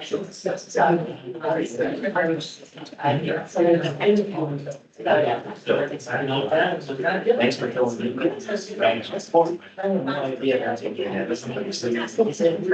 Yeah. Like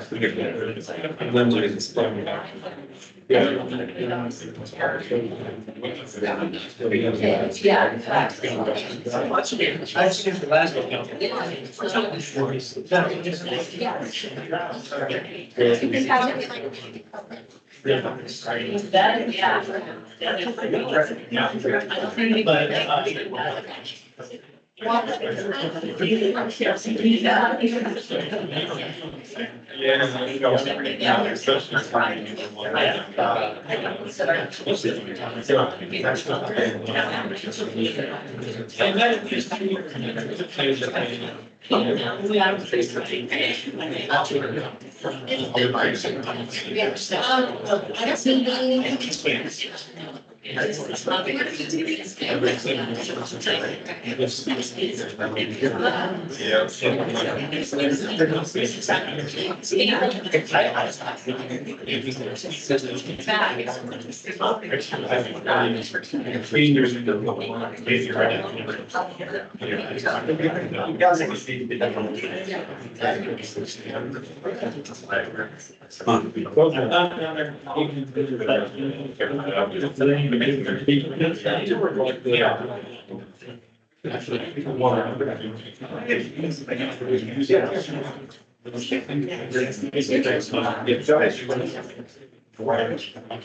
No, I mean, most of it is.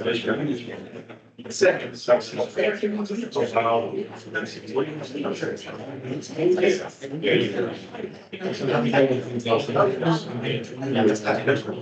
Yeah.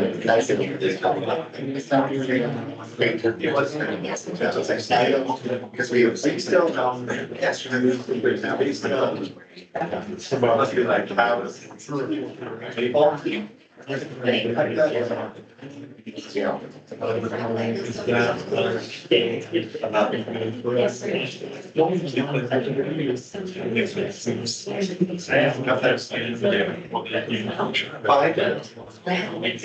It only never says break.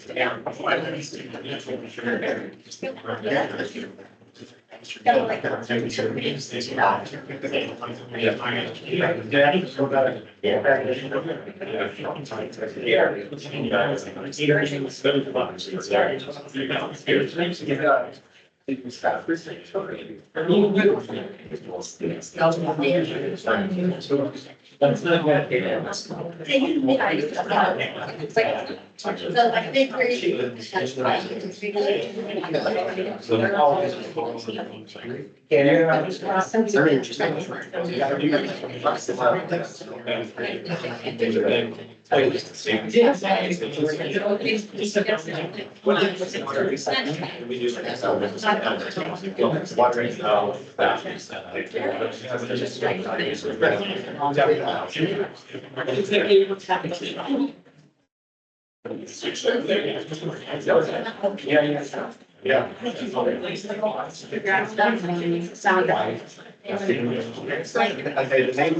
Yeah.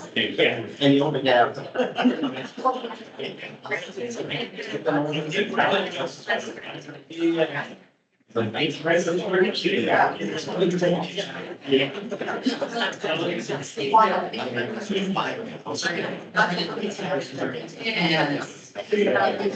Like so much more water. So then I just went.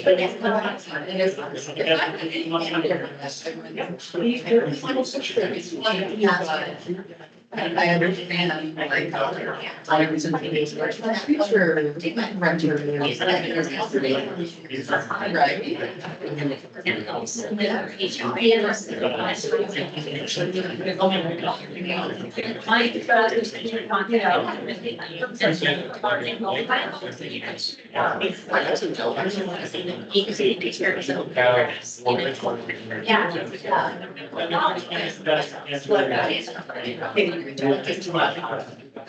Yeah, then I guess we didn't know that our rates are on page 20%.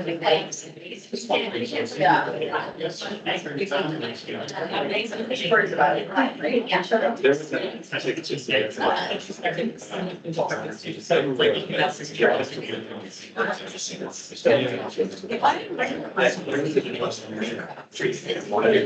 And where is she?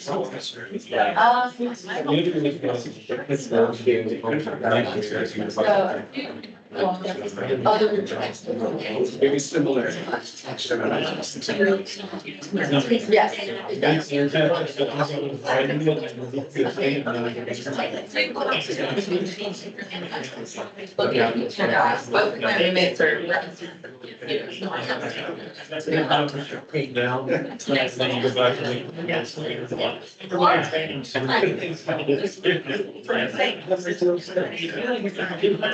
Yes,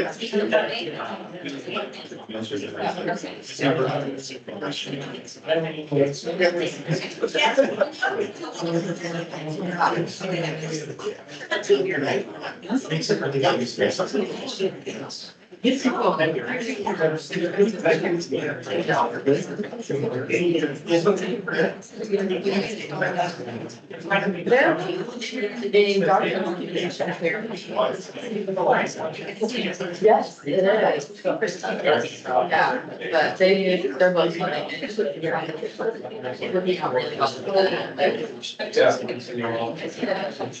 Alrighty, folks, we're gonna get started again. Try and stay on time as much as possible. So now we're gonna hear from Zach Fode. He is a manager at Roberts Ranch. He has a bachelor's master's degree from CSU in agricultural engineering, focused on water resources. He has gone into ranching and farming in 2013 and now owns and manages 25,000 acres with 700 irrigated acres and 600 cows in Livermore, Colorado. He's also very participatory on various boards. So he's on the Larimer County Ag Advisory Board, Larimer Conservation District, Colorado Ag Water Alliance, and Cooter Run Stewart Group, and 4-H. And so he's going to talk with us a little bit about his experiences as a rancher and some of the challenges that he's facing today. So thank you, Zach, for being with us. Yep. Go ahead. So I have one question before we start, because I saw Jim Young walked out and did he get elected to county commissioner? Or He did. I was gonna get started Tuesday. Oh, very good. I just have one, I don't know all you guys, I just have a couple questions. I'm not gonna. How many of you are elected officials? 3, 4, and 5? And then what do you, the rest are administrative staff or different local governments? Anything different?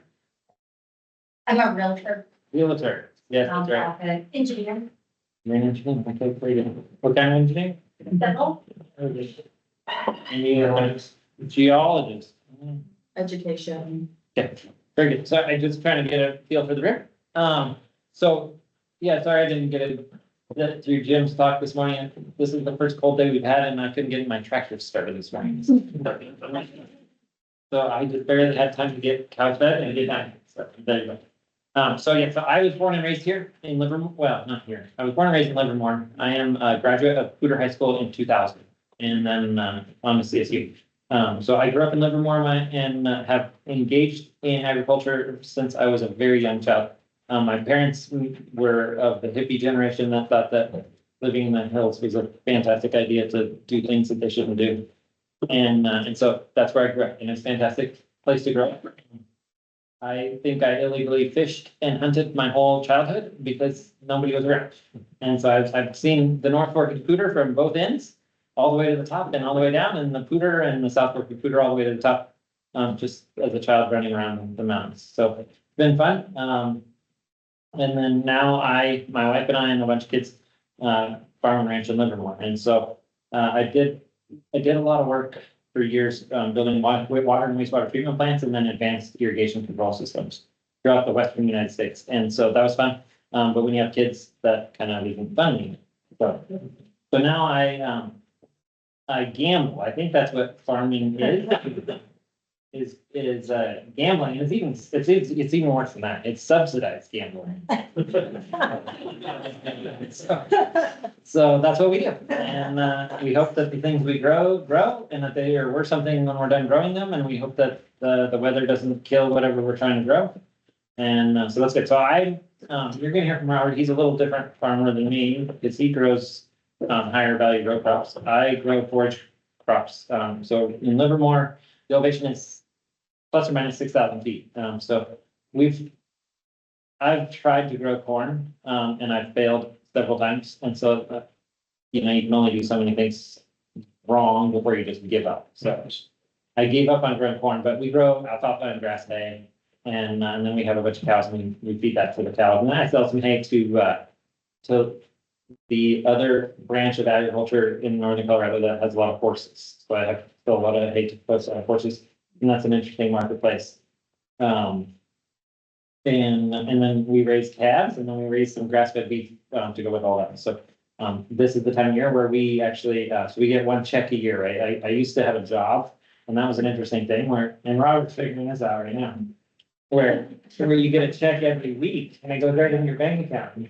And that was interesting. That was nice. It was real comfortable. Now I have, my checks coming for the year, in a couple weeks. So right now I've spent every last dollar I've spent for the year waiting to get paid. So it's a fantastic thing in agriculture and it's an interesting thing, especially having had a job. And Robert can speak to that later. It's a fantastic thing that Robert's doing. We appreciate it. I appreciate it too. But yeah, benefits and weekly checks are a different type of gambling. We just gamble a little bit more. And so, yeah, so we wean our calves and they get shipped off the ranch, in a couple weeks. And so that's just kind of the cycle of agriculture, in northern Colorado. And as you all know, and we have a realtor in here, so land prices are crazy, right? So they bounce all over the place, but we just saw the city of Fort Collins, and I'm not trying to like throw any daggers here, but city of Fort Collins Open Space just bought some property on the north side of Fort Collins here. Just bare ground, no water, no production for $10,000 an acre. And with no water taps, nothing. I mean, just bare ground. And I mean, they're using it for open space. Well, that's fantastic, but that's a lot of money. Yeah, as a cow producer, we can't hardly pay for a piece of ground over the course of a long time, like 10 or 20 years for anything more than $1,000 an acre. So like we've slowly got this thing all upside down. And so we're competing as ag producers with people moving here and massive amounts of development, and that's really hard on the price of water. But we're also competing with the municipalities and these open space programs, which are great programs, but they get an influx of money through their sales tax program, and so they're out there in the marketplace with us competing on the same ground. And so good and bad. The good part of it is a lot of us have cooperative relationships with these open space programs, and use them when they, as they get them reorganized, we lease them to graze or lease them to farm. City of Fort Collins owns Soapstone Ranch, which is north of here, and Meadow Springs is owned by their utility. So Soapstone is leased by a bunch of my cohorts, then they graze cows on it up there. Meadow Springs is leased by another group of cohorts that graze cows on it, and they use Meadow Springs for their solid waste. And that's a good partnership. But again, in the meantime, when they're buying property, it gets to make the real estate and land around here very, very, very expensive. And so what's happened slowly in places like Livermore, a little bit around Estes Park, some around Berthoud, is the only way to navigate ag property in Larimer County is to put a conservation easement on it. And I don't, do you guys know what a conservation easement is, or do I need to go into some high level? Basically, a conservation easement is you sell certain amounts of rights off the property. And typically the highest value rights that we get to sell off the property is the development rights. So if we buy a piece of property, we carve off any future ability to build any structures, build roads, and to subdivide that parcel, subdivide legally. And so then, of course, like the only surface value left on that property is ag.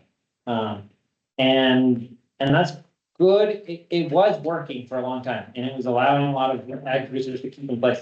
Now we're back in competing with recreation, and that's added more value to the marketplace, and it's made it a little harder because now we're seeing ground that has conservation easements on it is priced similar to that does not, because guys are buying it to hunt and fish. And so we've kind of come to full circle. So Larimer County is an interesting place too. At one point, the high school here, Fort Collins High School, is called the Lambkins, right? So at one point, Larimer County had more sheep in Larimer County than any other county in the state. And now we're probably near the bottom. For whatever reason, it used to be all of the ranches north of Fort Collins and up into the mountains were all full of sheep. Back in the kind of World War II era, and that's gone. They're all gone. There's some 4-H sheep. I have one west of my house. But there's no, I mean, we are talking several 100,000 head of sheep. They used to be around, the Larimer County area, and they're gone. And so that creates a big change in the marketplace. And some of that was because of World War II. We're starting to see a big shift back to lamb. So the livestock auction here that's in Fort Collins is the largest, sheep and goat auction in the country right now.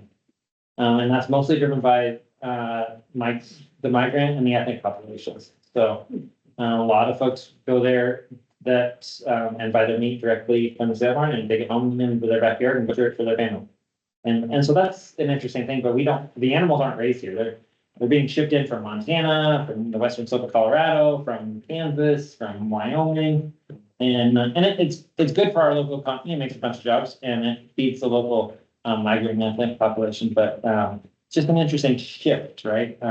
And so, then after all the sheep left, there was a lot of cows in this county. There was probably to the tune of 10,000 cows at one point in this county, utilizing quite a bit of the national forest grazing and then local grazing. And now we're probably down to about 4,000 or 5,000 mother cows that stay in this county year round. So we're down way low there. I don't have enough, and so the other number, Robert, you can probably correct me if I'm wrong. I think Larimer County is number 6 in ag production in the state of Colorado. And so currently what we've shifted to is our ag production is mostly, we have a lot of farmers that grow row crops, corn, dry edible beans, sugar beets, and then alfalfa. And you'll have, there's some other crops, but in general, those are the 3 big crops in northern Colorado here. And the sugar beets are limited. They're cooperative, so they're grown on acres. So there's only so many acres of sugar beets that can ever be grown within the range of a sugar beet plant that makes sugar out of the sugar beets. So in Larimer County, I think we have, maybe 2,500 acres of sugar beets. I don't think it's ever going to change. In fact, those guys would probably like to get rid of their sugar beet acre requirements because they don't make any money on it right now. But that's what that is. Most all of the corn in Larimer County goes to dairies in Weld County. Because there's so many, because of the Leprino factory in Weld County, there's, I don't know the number exactly, 55 to 65,000 dairy cows in northern Weld County. And so all the corn, and so just basic numbers, it takes 1 acre of corn for each cow. And so we're talking 65,000 acres of corn just to keep those cows going, to keep milk going, to keep that Leprino cheese factory flowing and making mozzarella cheese for pizzas. So that's where all the corn goes. Dry edible beans they used to be a bigger crop around here. They're slowly fading a little bit. They're a hard crop to grow. We just really are. They suffer from hail. Bugs are hard on them. And if you don't have enough critical mass, they're just hard to get enough farmers to grow them. So they used to be a really good crop around here. And then, of course, guys like Robert and others grew a lot of vegetables, but we just don't have the housing and the labor to grow vegetables around here. We just can't find enough help. And vegetables require lots of labor. We can't buy bigger tractors to grow vegetables around here. Unfortunately, vegetables are a labor-heavy crop. We have to pull every crop out of the ground. We have to do it all by hand. There's some technology, but I mean, to afford some of the technology, I think the new robotic weeder that you can use in vegetables, correct me if I'm wrong, Robert, is like $1.7 million. And it's fantastic. Like, it's a miracle of a machine. And it probably replaces 25 labor or something like that. But $1.7 million is really hard to pay for. And so we just can't make that happen, even though we have a huge demand base here for high value crops. We just don't have the labor. And then, of course, to get the labor into a reasonable amount to pay them, we have to have some housing for it. And we just can't find any housing. As you guys all know, housing just in general, the pinch around here, but ag labor housing is even harder. And even to work through H2A, which is the legal ag migrant status programs. The housing requirement for those folks to go get legal workers from a different country to come here to work for us on a 6-month or an 8-month tour, the housing requirements are interesting, and it's kind of humbling, because they require nicer houses than the house I live in for them to come live in. Roger's gonna get a nicer house than me, but in general, a lot of ranch and farm owners don't really live in, all our equity is not in, it's all in big green tractors and land. And so we live in tiny little houses, and of course, the requirements make it impossible to get, workers here. So most of the high value crops have left here. I mean, Grant Farms was once 2,000 acre vegetable farm, and it's now just Grant Farm, because we just can't get the hell here. And we have, there's a lot of CSA farms, but I mean, we're talking, those are, rather than being 2,000 acres, we're talking 2 acres. So it's super tough, super tough. That's kind of the big picture of ag in Limerick County. I just kind of wanted to go through that a little bit, because it's interesting to look back at. How much time do I have? About 5 minutes. Okay, let me talk about just now. 10, yeah, 10, 12. 10 minutes. 5 questions. Okay. Yeah. So water in Limerick County is an interesting story. So at one point, ag owned 80% of the water in Limerick County and used 90% of the water in Limerick County. And the city owned 10% of the water in Limerick County and used owned 20 and used 10. And there's always kind of navigatable lease options. At this point in Limerick County, as far as actual water use and water diverted for use in Limerick County, it's a little deceptive. 2 or 3 of the big ditch companies that irrigate in Weld County divert in Limerick County, so I'm excluding them. But the water that gets diverted and used in Limerick County is now owned not 80% or 90% by the municipalities, but it's still used 80 or 90% by the farmers. And so we are highly rental dependent. So we all have to every year in March and April, cross our fingers and go spend our $500 or $600 an acre buying seed and fertilizer and inputs and our land payments and everything else, and hope that the cities will rent us water. There's no guarantees they will, because their job is to make sure that city residents can turn their tap on and get nice drinking water. And so we're not guaranteed to get water every year, which makes farming, it makes the gamble even harder, because we've added another layer of complexity to our gamble, right? Like, we don't know if it's gonna rain, we don't know if it's gonna hail, we don't know if the market's gonna crash. But now we don't know for sure if we're gonna get water. And I'm not, fortunately, I have some private water rights that aren't, I am rental water dependent, but I'm not fully rental water dependent. But, I don't know how farmers sleep at night with that big of a variability in their budget. And that late into the year. So I mean, we can always call the seed dealer and return our corn seed or get a deal on our corn seed worked out. But a lot of our costs are just built in. Our land payments, our equipment payments. We can't just not farm that year, because we'll just all go bankrupt. And so that one's a tricky thing. So we've been working really hard with the cities to try to establish better rental programs so that there's a little more security for farmers to know that they're gonna get water. Because that one's hard. So that being said, I think Greeley rents about 20,000 acre feet of water a year to the Lamar County and Weld County areas. City Fort Collins is somewhere to the tune of 20 to 25,000 acre feet of water a year. Now, bear in mind, their whole use is 25,000 acre feet of water a year. So they lease out as much as they use, kind of thing. And that's all, Brett can go into it, but that's all drought farming, right? They have to bet on the worst. And every year they think that the worst is worse than it was last year, as near as I can tell. So the worst keeps getting worser. And I don't think worser is a word, but in a water manager's mind in the cities, worser is a word. And they are very, very risk adverse, because nobody's gonna fire them for taking chances renting water out. But somebody will certainly lose their job if a single tap in the city of Fort Collins goes dry. And so that's the complexity. And so they don't like to take chances. We've navigated certain things, like tried to do nutrient trading to reduce the cost of wastewater treatment plants and to help farmers do a better job farming. And it's a fantastic idea, but municipal providers are yeah, we don't want to take any chances. Thanks, good idea. But we don't, we'd rather spend $50 million than stay 20 million. And a hard conversation to have. I'm always open. If anybody in this room ever wants to talk more about it, I'm happy to do that. So we're all rent to water dependent. We're all very risky that way. The other thing that's hard is it's hard to be an ag producer when there's cars that drive by you at like 80 miles an hour and you're driving a tractor that's 18 feet wide that costs $750,000 and has lights of flashing lights on it. And it's hard to navigate growing populations in ag.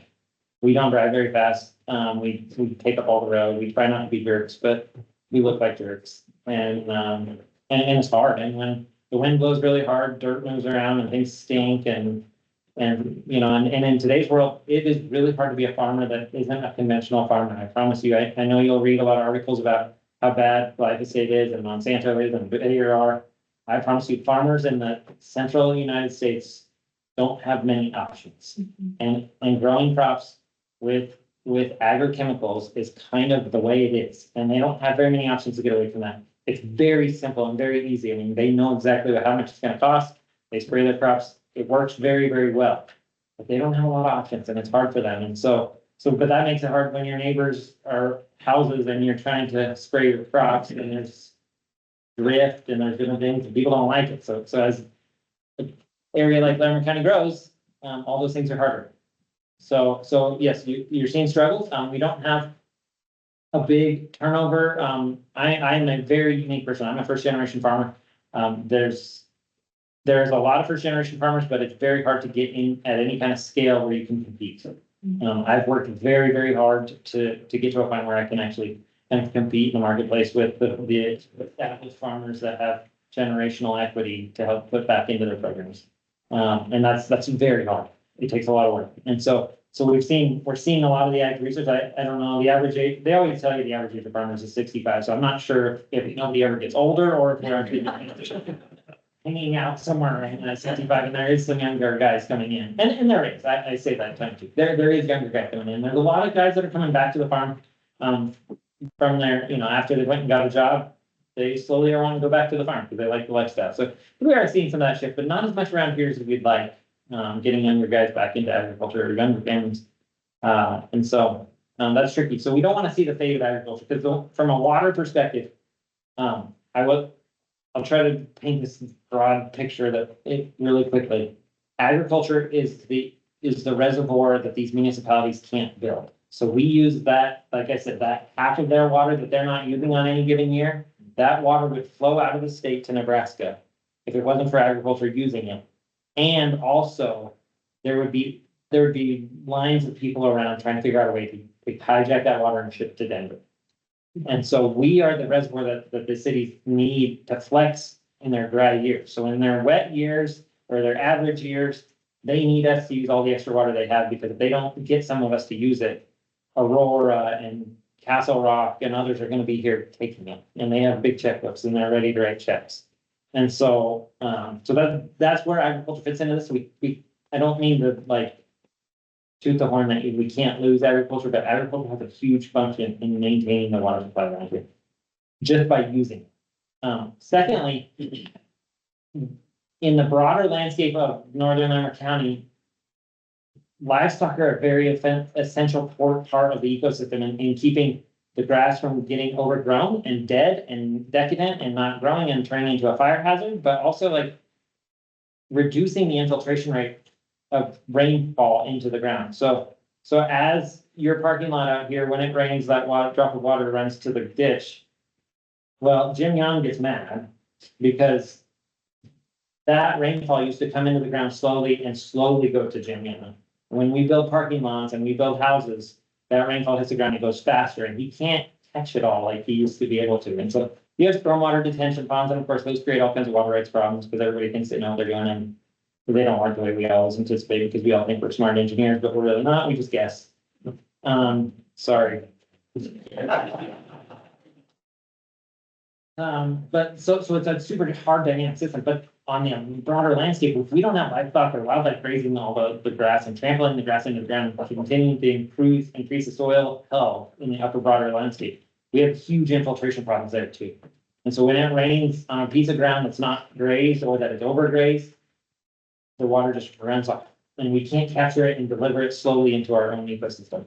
And so there's a huge symbiotic relationship that requires agriculture, not only for using the water that comes down the river in the spring during snowmelt, but also just capturing some of that rainfall and keeping it in our basin and slowing it down enough that it can, and cleaning it up too, not just like holding it, but keeping it from getting filled with a bunch of other nutrients and minerals and releasing it back slowly to the drainages. And so that's an essential function. It's not quite as complicated. And also if we have livestock and others out there managing some of these broad landscapes, hopefully we're not gonna end up with a bunch of prairie dogs or a bunch of fires. Those are the two options. So, okay, I'm gonna stop there. Do you have any questions? Yeah, go ahead.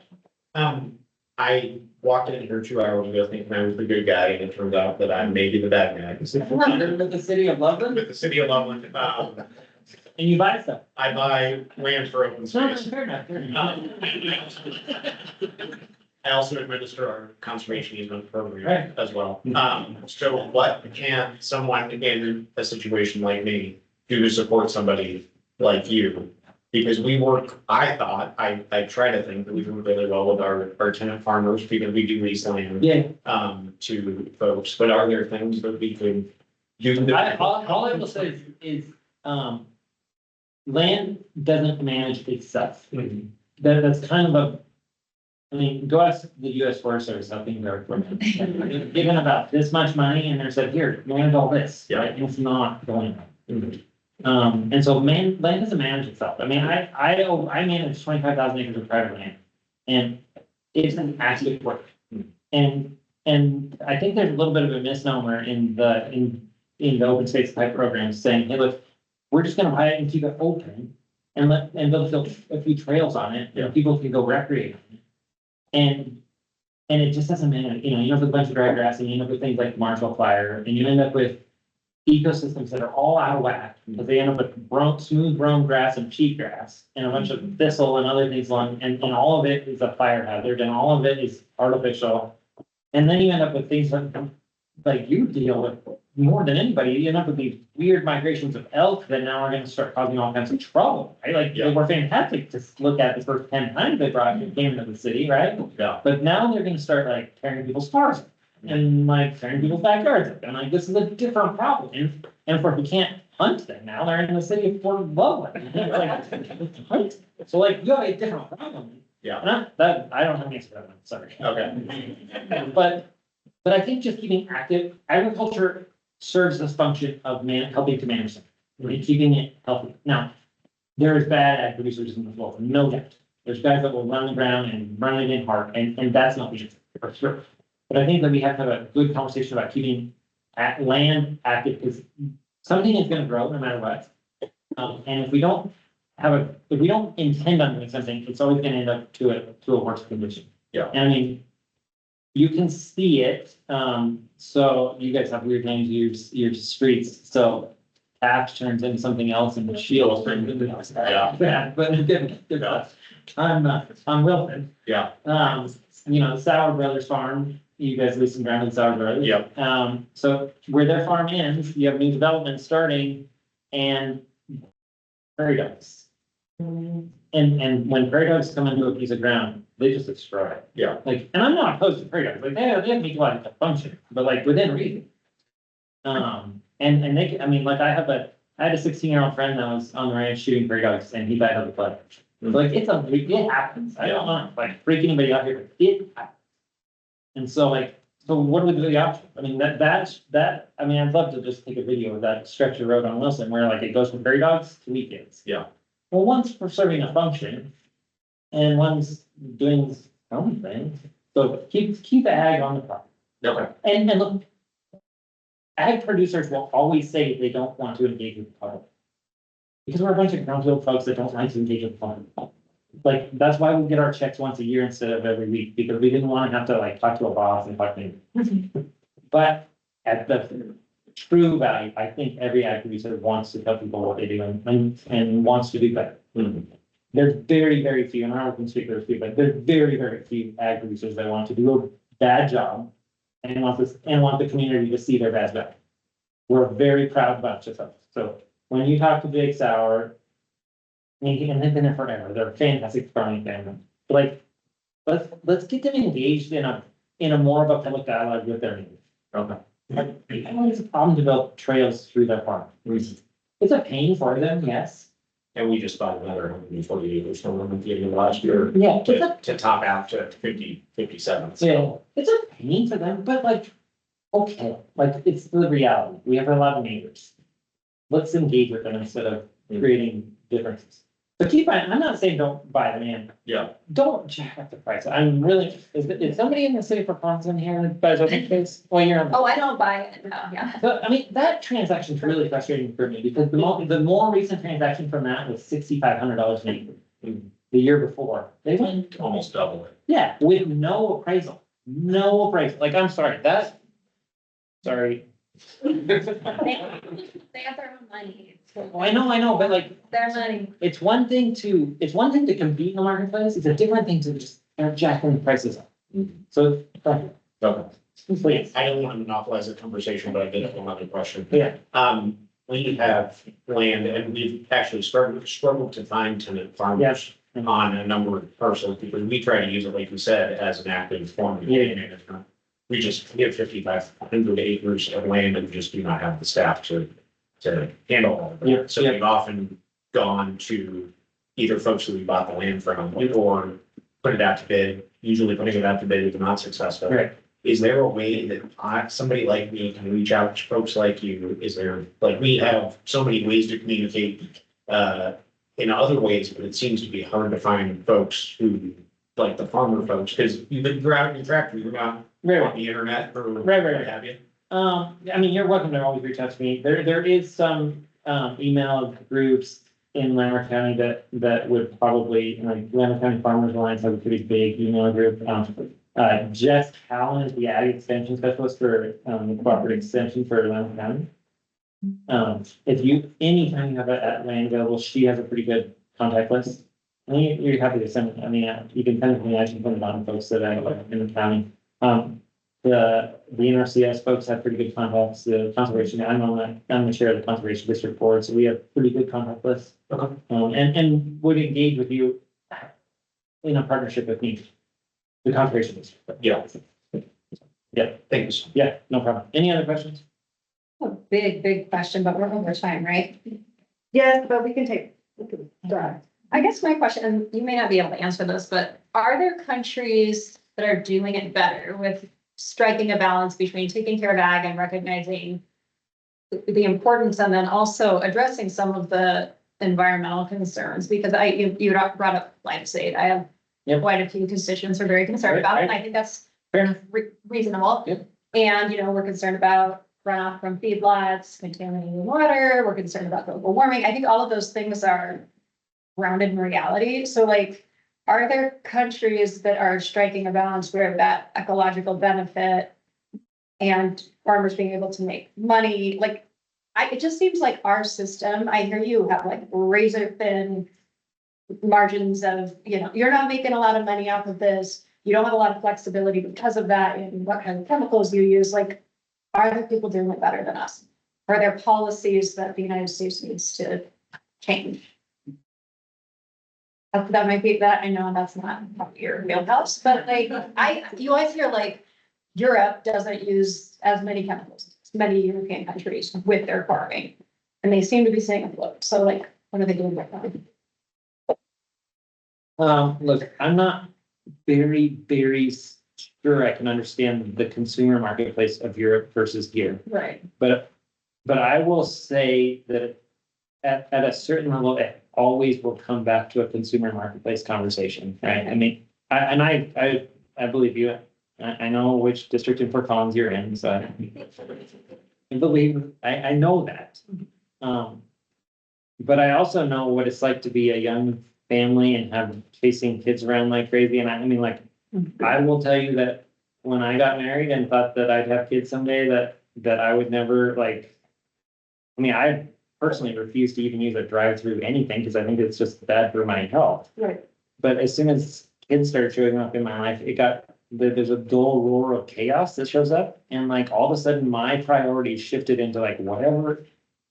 That's still not makes this go through is okay. And like, so like all of a sudden my known priorities shifted to something different. And I'm not criticizing your constituents. I think there's a lot of, and I don't disagree with their concerns. I just think that our marketplace is still saying, go to Costco and buy like 40 boxes of stuff and there's only put plastic in it with a whole bunch of corn syrup in it. And I mean, go to Costco. I mean, if you want to navigate that zoo, like, and I've gone twice. Or my wife goes, I'm just not quite brave enough. It just doesn't feel like our marketplace is matching that sentiment. Right. And we sell grass-fed beef, all natural grass-fed at the farmer's market on Saturdays every summer. And yes, there's a ton of people that come and buy stuff from us, but like, is it a majority? Not even close. Is it a minority? It's not close. Like, it's a tiny little bit. So there's not the market. And like, we're in the STAR program for the Colorado Department of Ag. We advertise regenerative farming. We do all the soil health practices, like 5, 6 soil health practices. We do them all. We do all the things that sound like nice and sexy, I guess. Sexy. In ag production, and nobody really cares. And it's a luxury, like you said, to be able to afford those goods and to support farmers doing that at a bigger scale. I just, it's a hard balance between like, I do understand people's existential angst about the future of our environment and that there are ag pieces in And there. it's a hard marketplace too. I mean, I'll just say, so like sugar beet production in Lambert County used to be about 16 to 17 tons per acre before glyphosate. We're growing 33, 34 tons to the acre. So on one hand, we're sitting here saying, okay, we don't like glyphosate, but we want more efficiency, more crop per drop, more like, so, I mean, those are real numbers. Am I way off here? Like, and I'm not a glyphosate user myself. Like, I don't own a sprayer, but like, that means you get twice the production at the same amount of water, same amount of land. Like, boy, that's really hard to get away from. And I mean, and then you have arguments about, well, I mean, what's the give and take of that? Like, Well, we were just talking about, residential landscaping is a huge culprit that we actually have more direct control over a lot of these things. So yeah. Well, when we start talking about nutrient trading, this is gonna hurt, but so I use about 150 pounds of nitrogen per acre to grow grass fed. Your city parks are putting like 500 or 600 pounds per acre on.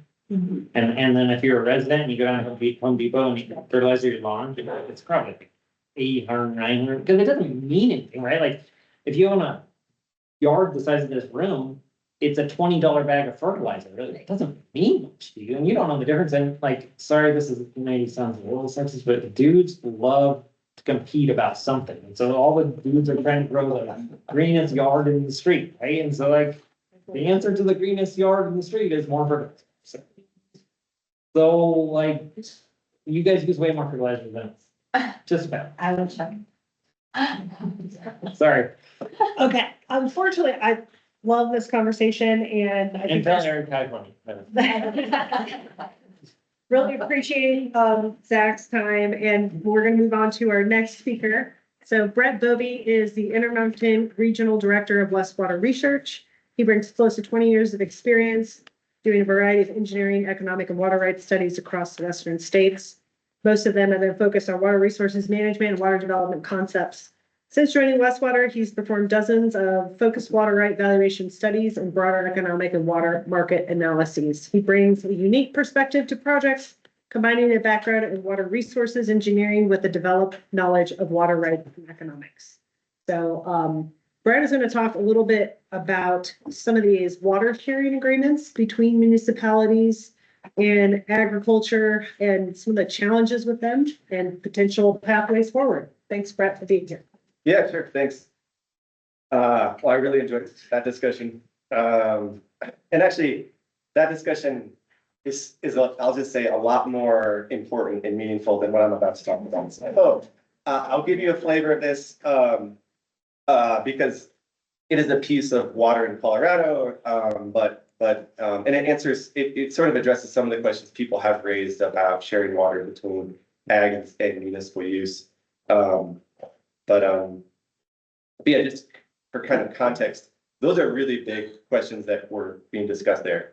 Price of food, how we grow things, you know, the economics around agriculture, maintaining space for agriculture. Those are really important things that I'm going to touch upon a little bit. But I'll just say, in short, you can't really expect water sharing to solve a lot of that, that's what we've learned in 20 years. So let me go through this. Water and agriculture. So Zach touched on this a little bit. Historically, a lot of the rights. So what is a water right? I think you probably have had a water right thing. I'll boil that down to one statement. A water right is the state granting you a right to use the water resources of the state. Those resources are not belonging to the federal government. Long ago, the federal government said, states, you manage all the water resources. But anytime there's water in a stream, under the ground, in a creek, whatever, there's water that can be accessed, that's the state of Colorado's. And the state can grant you a right to use it under very specific terms, right? You can divert it here, you can use it for this purpose, but very specific. That's what a water right is. So as you learned, water rights are sort of, you grant it, and water rights will still be an issue today. So it's not like they all were issued. But the first use of the resource goes to the first water right, and then the second to the second. So prior appropriation principle, or first in time, first in right. So a lot of the water rights along the Front Range and across Colorado, the first person who wanted to make use of that resource was probably a farmer or a miner. And so they have the earliest water rights. They have the most reliable water rights. They have the water rights that are going to yield the best in drought years and in average years. So in history, a lot of the water rights were established in farming. And even today, in terms of water use, this is roughly 10 years old data, but it actually is the last set of data I could find. About 87% of the water in the state of Colorado is used in agriculture. Only about 8% is used by municipalities. And those little slivers are other things like industrial and mining and things like that. So overall, 10 million acre feet is diverted from the source. And that's about 3.3 acre feet per acre. And about 3 million acre feet is used consumptively in ag. It's about 1 acre foot per acre across the state of Colorado. So, you know, ag uses most of the water in Colorado, and they have most of the water rights, at least historically. And Zach kind of told you an example of how that's changed in Larimer County. But this is a map of sort of northern Colorado. I'll just point. That's Boulder, that's Fort Collins, there's Greeley, Fort Morgan, and then heading out towards Jim's area. But these little gray kind of colored things, that's irrigated land. And you can kind of see the river systems. So this is the South Platte, this is Boulder Creek, Poudre River is kind of tracing through here, they meet up in Greeley. So when you see these irrigated lands and you see where these old cities are, I mean, why are these cities here? Because that's where the best farmland was, that's where the best water resources were. These cities weren't originally cities, they were, you know, the original like settlements and establishments of irrigated agriculture. And then it's moved east, but you know, the reality is we are building homes on the best farmland in the Front Range and access to the best water resources. I'm not saying that's going to change. I'm just stating a fact that these soils at the foothills of the mountains here were where these rivers deposited all this fantastic, you know, sediment and built up soil profiles that are some of the best in the state. And you know, the reality is we're building homes on them because that's where people want to live. So we are building, my point here in showing this map is our municipal growth is happening at the intersection of really, really good farm ground and where farm ground has historically been in the state. At least in northern Colorado, that's true. So water sharing areas, what's the idea here? I'll kind of present the not sharing idea and then the sharing idea.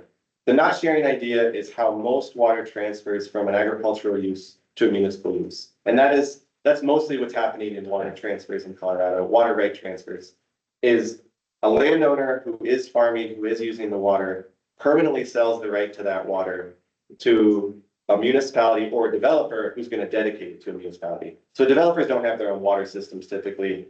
You know, they don't have treatment plants. They need to dedicate rights to have someone serve treated water to their homes.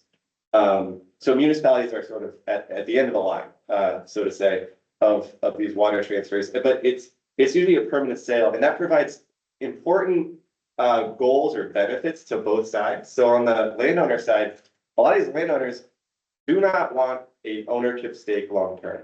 You know, maybe that's because the generations have changed and the kids don't want to be there. Maybe that's because they just want to get out. But whatever reason, I mean, Zach talked about the economics of farming.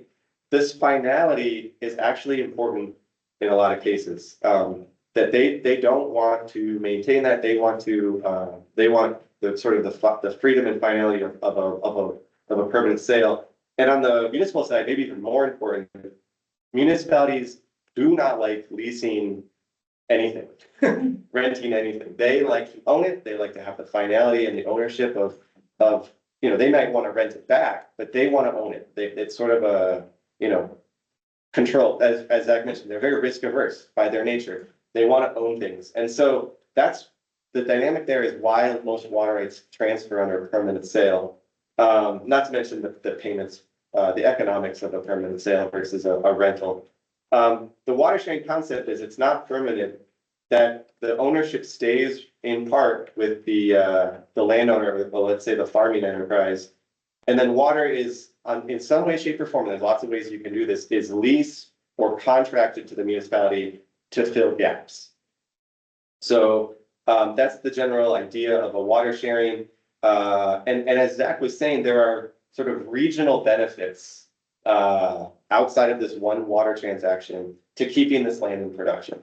The soil health, the ecological benefits, stormwater benefits. There's a lot of reasons why water sharing agreements could be beneficial to the municipal side.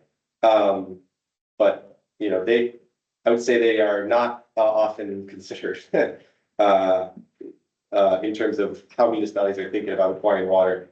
So this idea of water sharing started with this term alternative water transfers. And it started because in 2005, the state was doing some water planning and predicted that 500,000 irrigated acres across the state, which is about 20% of the state total, would probably go out of production, would be lost. And that was concerning. And the reasons they was at least in the planning study, was we're going to build on top of them, that's urbanization. We're going to transfer the water to a municipality so they can, you know, develop and grow. So not grow on top of the farm, but transfer the water off the farm.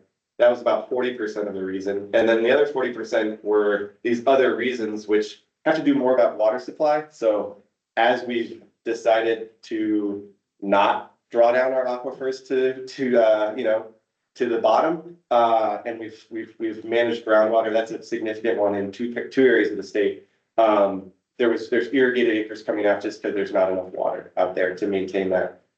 So because of these reasons, there was a huge amount of irrigated acres that was expected to come out of production.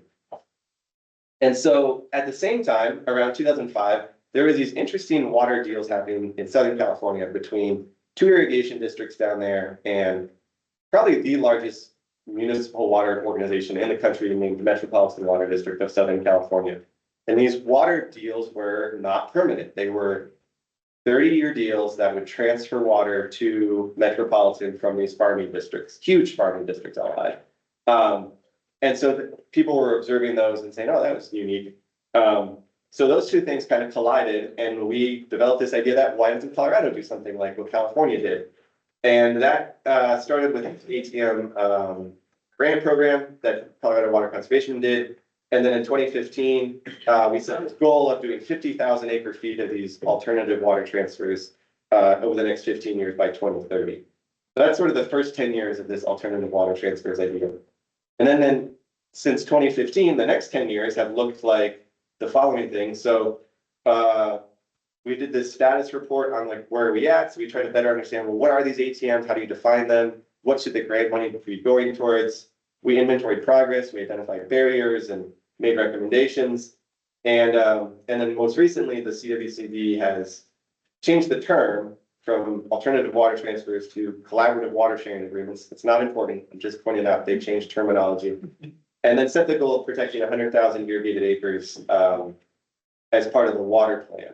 And then they've continued to fund these grant programs. And I'll show you a chart here of these grant programs. So this grant program started around 2008. And then these dots are individual grants they've awarded, and this is a little old, this is 2 years old. They've awarded about $8 million in grants.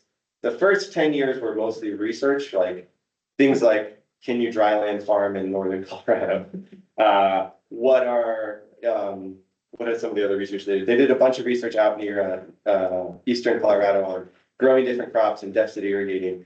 And then since 2015, it's primarily been funding pilot projects. So rather than research, they've said, we'll like provide funding to help get these projects started. This is just a pie chart of like how that funding has been broken out, but it's been significant and has helped projects when they've needed a little bit of extra funding to get going. I'll provide a couple examples, but basically, there's a couple pockets or areas of the state where these things have taken hold or had some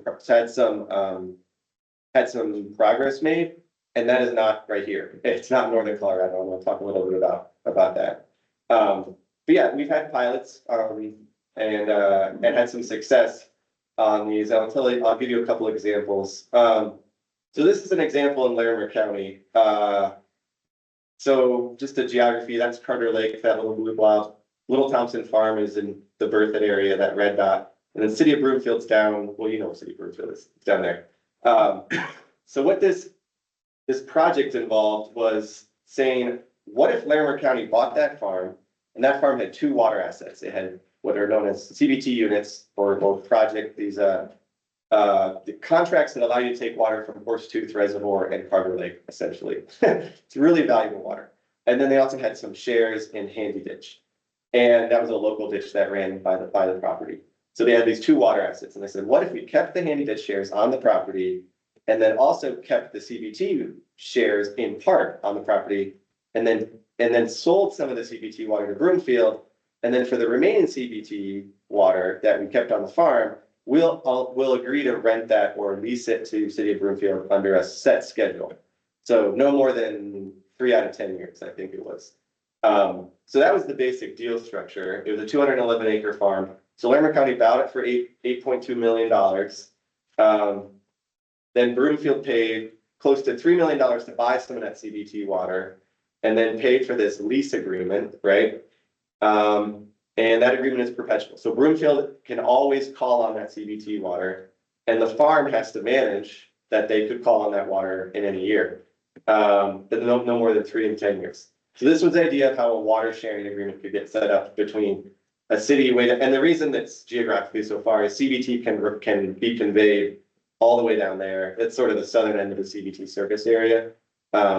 So yeah, this is how the water sharing agreement was set up. If you go to Larimer County's website, I believe there's a website. If you just search Larimer County Little Thompson Farm, you can read more about it. But this is an example in our area.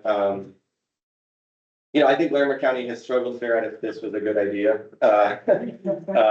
And I think they're right about thinking whether it was a good idea. But it happened, and this is an example of how it could happen. Then another example in southern Colorado, probably something that has had more success or I guess follow-on projects that have replicated it, is this Catlin Canal pilot project, where the Catlin Canal ditch, which is this red line diverting off the Arkansas River east of Pueblo.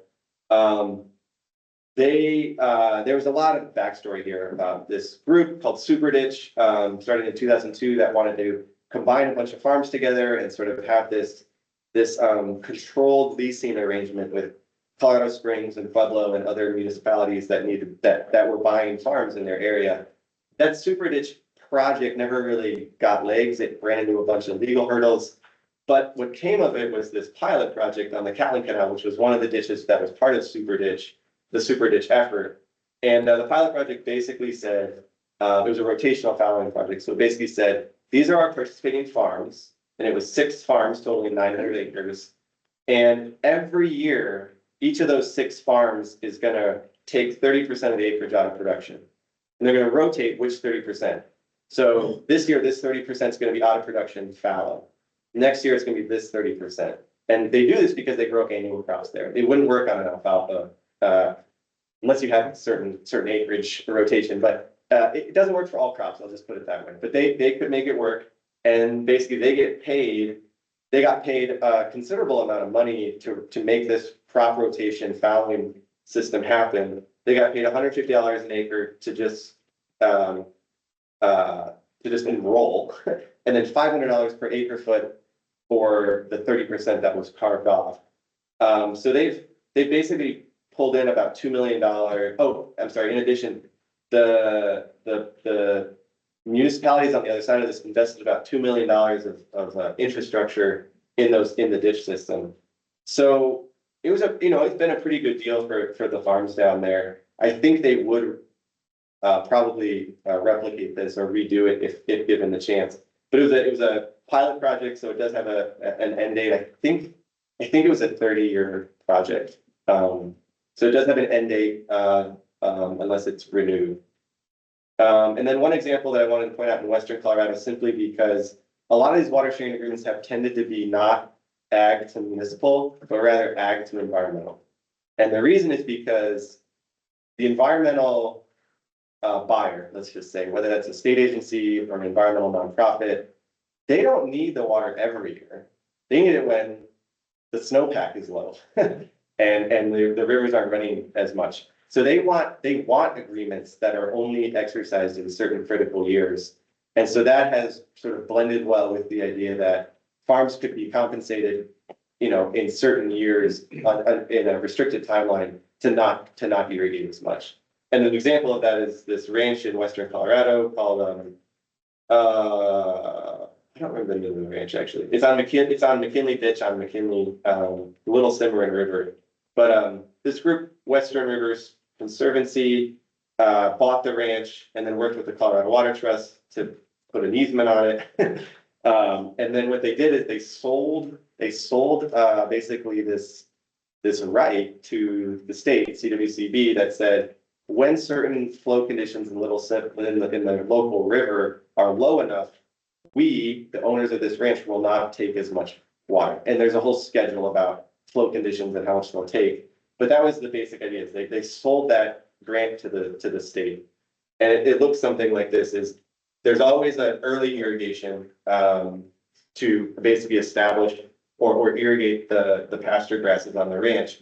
But then at some point in the season, and here I picked roughly July, they might stop irrigating and not do a final cutting of hay or not graze their cattle there at the end of the season. So it's sort of, they're always going to do stuff in the early season just to keep the grasses and hay healthy and alive. But at some point in the season, they might stop irrigating, and that's when the creek needs the water the most, because it's that August, September time period where the creek sees the lowest flows and we have the worst environmental conditions for fish and habitat. So that's an example in Western Colorado. And so where are we at with these water sharing agreements? We inventoried this list last year and we found 27 examples statewide. 20 of those are active, so 7 of them came and went. They're just not in operation anymore. Those 20 projects have about 27,000 acre feet of contracted supply that's moving around or under contract. And at the same time as we've done these 27 or so projects, the state has lost 11% of its irrigated land. That's between 2010 and 2020. So, those numbers are kind of paint the story I wanted to tell you today, which is we are doing these water sharing things. We're doing them slowly. They're interesting, but they are not addressing the problem that originally started this whole conversation back in 2005 about loss of irrigated land. So while we've done these things, we've still lost 10% of the state's irrigated land. There's continued activity in the lower Arkansas. I'd say this is where these things have found success and probably will continue to find success. There's just a really different dynamic down there between the agricultural sector and the municipal sector. It's geographically separate. The economics of farming are different. There's a whole lot of differences versus Northern Colorado, which is why those things have found some success down there, in my opinion. There's continued interest in the environmental sector for doing these things, because like I said, they don't have the money or the desire to buy water rights. They just want to lease it in the really bad years. And that has proven to be complementary to these water sharing agreements that aren't permanent transfers of water. And then, like I said, there's a lack of interest with the Northern Front Range. It goes both ways. I've worked on projects to try to get these things set up here in this local area. The farmers are really worried about permanently committing to a water sharing agreement. They're giving up a lot of value if they do. And the municipalities are not crazy about doing anything that's not permanent.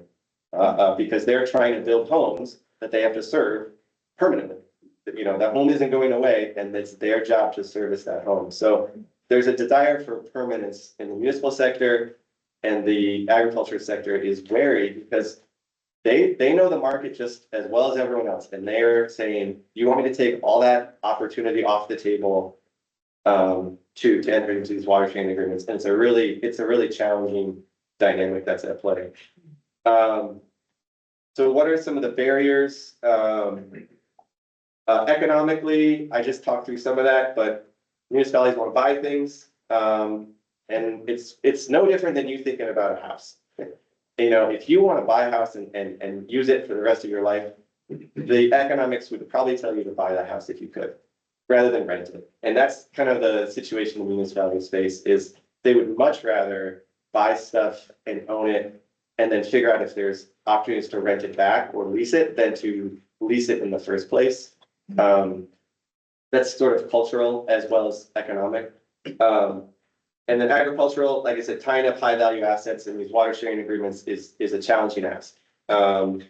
Regulatory, first we thought for many years we could make water sharing agreements, leases easier, but I think the reality is water rights are complicated and there's a lot of people who look over your shoulder, and we're not going to solve that through changing statutes and new laws. I think there is a basic level of regulatory complexity around water. And it's going to be there even for water leases. Hydrologic, there's some challenges. So I guess I could go back to that map, but basically a lot of the development is right along the toe of the foothills, right? From Denver to Boulder to Fort Collins, a lot of the development is sort of close to the foothills. And a lot of our farmlands that are still in production, at least big swaths of them, are further east. And so and the treatment plants are all at the toe of the foothills because that's where the best quality water is. So if you look at treatment plants like Fort Collins, like Carter Lake treatment plant, like Boulder's treatment plant, they're all right at that toe of where the foothills hit the plains. It's because that's where the best quality water is. So to get water to those treatment plants, which is what every municipality needs to do, it requires a lot of infrastructure. And it's really hard to build that infrastructure around things you're leasing, water rights that you're leasing. So there's a hydrologic issue to these water sharing agreements as well. All these things can be solved. I'm just pointing out some of the barriers we've introduced. And then comfort levels or cultural, comfort with these things. It's difficult on both sides, the muni side and the ag side. I'll focus on the ag side because I've had more experience with that. Like temporarily drying up a piece of ground has a ton of repercussions around soil health, around weeds, around water needs of the year you come back into production, about your partners, your business partners who are usually buying, so much production from you. And then if you scale it back, then you go back to them. Are they going to still be a buyer? There's just a lot of ramifications around reducing production on ag ground and keeping your business viable and your farm land viable that are it just presents a huge difficulty. So it's not just like, just don't farm it. There are a lot of things that come with not farming that piece of ground. And so what are some other things we can do? So I kind of painted this picture of, we have these water sharing agreements. They have been shown to be useful at times. They can work, but to me, they're not going to solve the problem. And so what are some other things that can be done? I've listed out a few here. Ag conservation easements. So, Zach talked about these. If you want to protect farmland, don't get into water. Water is complex. It's not, you don't grab the most complex thing in our state and say, that's how we're going to solve the land problem. To me, if you want to preserve land, then preserve it. Figure out a way. I don't know if it's conservation easements.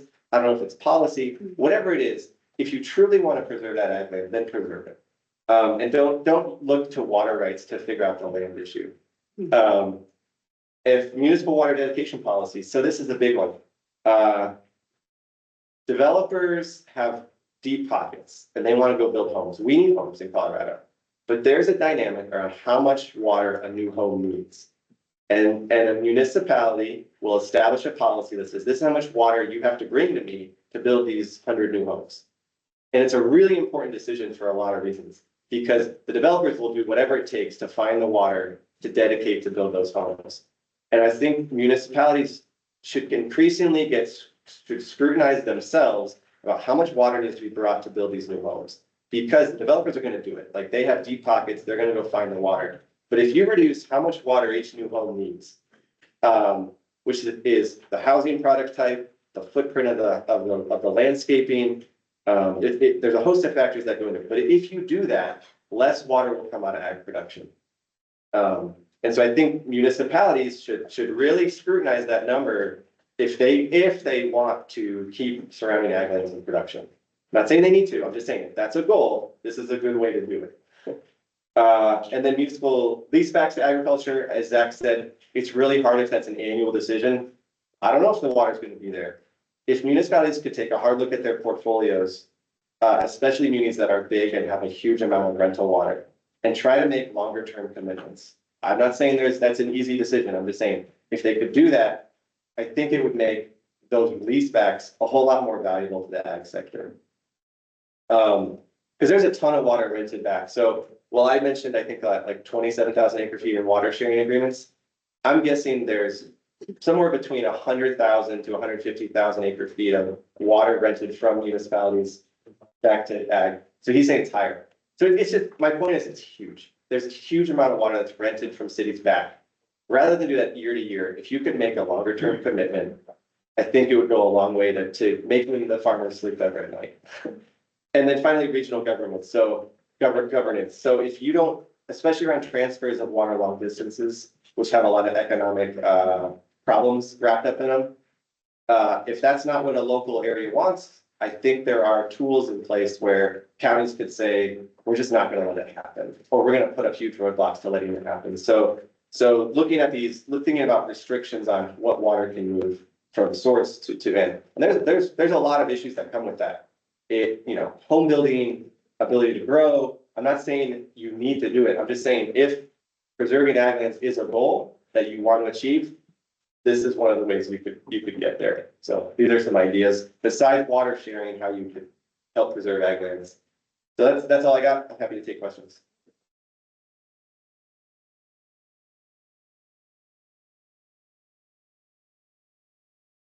Great presentation.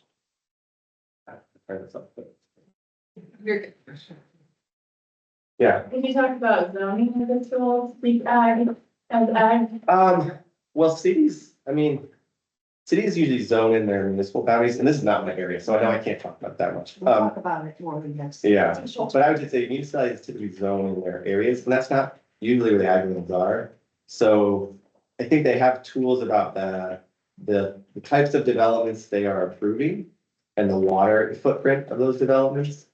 But I think that's maybe wrapped up in zoning a little bit, but that's where I see the big water transfer happening is what type of housing product are you building? What's the water impact of that housing development? Sterling Ranch is probably the state's best example. I think each house down there uses 0.2 acre feet per home or less, which is really incredible. And the reason, there's technology and they'll talk about their smart water controllers, but the real reason, there's no yard at all. And they're very dense, and the way they've designed the development and a very low water use impact. So if you think about those numbers, most homes in northern Colorado probably ask for, and I'm not talking about like large lot with landscaping, but just sort of your average home probably uses 0.3 or 0.4 acre feet. So just think about that. If we went down to 0.2, there's a chance we would take half the water out of ag production to build the same number of homes. So it's an important conversation, I think. Yeah. Other questions for Brett or Zach? But why isn't denser development happening? I mean, you say that we need denser development, it obviously solves the problem of water usage, and then denser also lends itself to likely more affordable housing. I think the denser development is happening. I think it absolutely 100% is happening. I just think, I'm, I guess, I'm advocating, don't take your foot off the gas. Because every municipality I work with, density development is absolutely happening.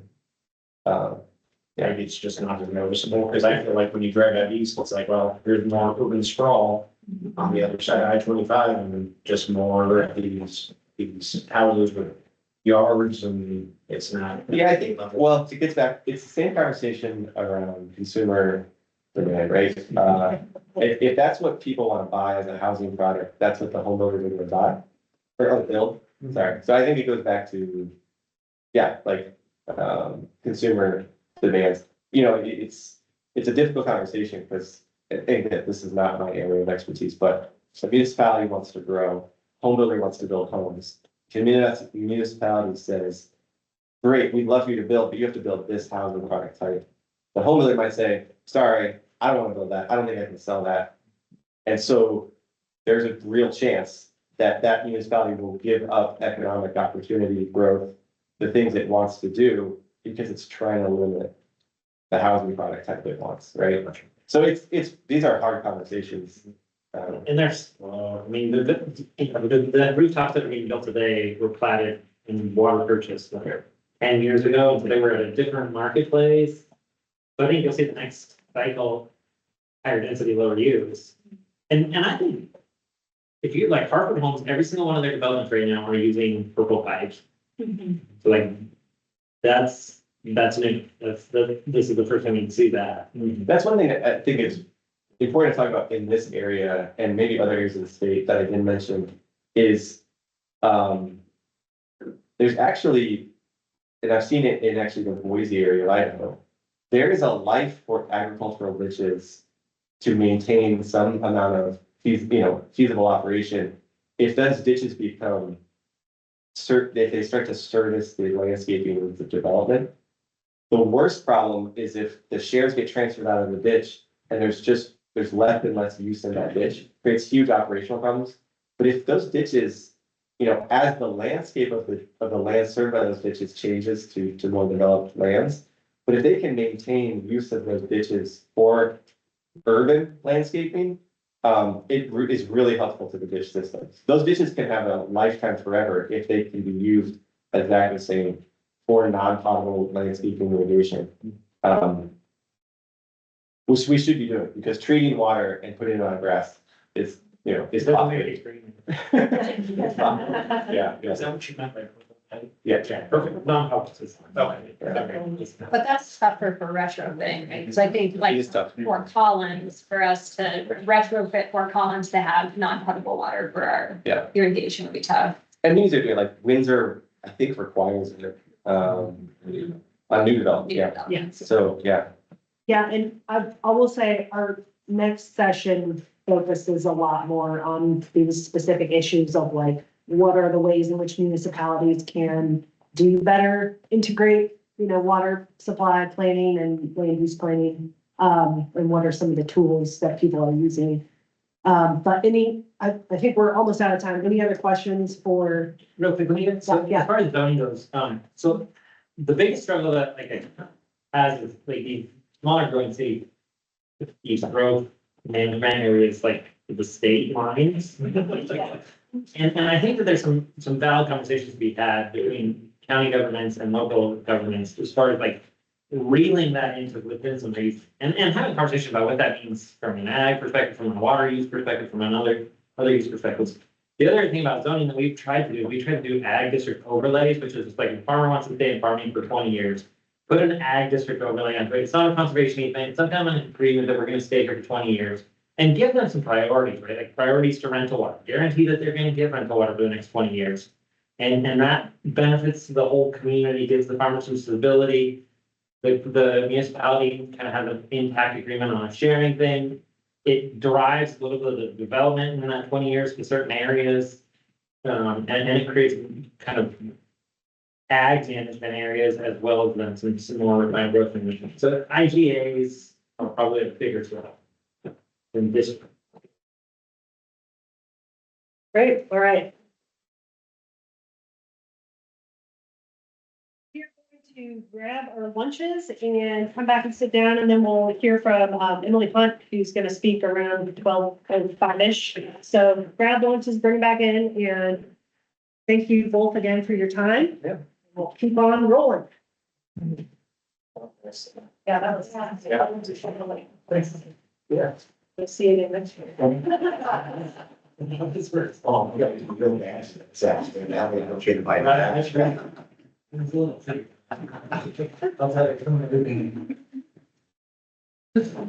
I, for your, I always make a whole team for all this time. So thank you for being, Exactly. in the sense that very hard to see, but I can give an example that I'm calling from the very first time. That's like an old person in 3 months. Oh, yeah. No, it's Yeah, because during my season, that's when you like to share. And so you figure it out, it's, past 3 years. 3 months. What's that? It was nice now. Yes. City really, not so much stuff. It's very nice. Yeah, very interesting. You've got some new stuff in there. I was like, what's the motion? Very similar. Yeah. I see a couple from, because we did the same thing. Why actually? This time of year, and I know it's like, this was very thing. That was on there. Last time, yeah, you were the same.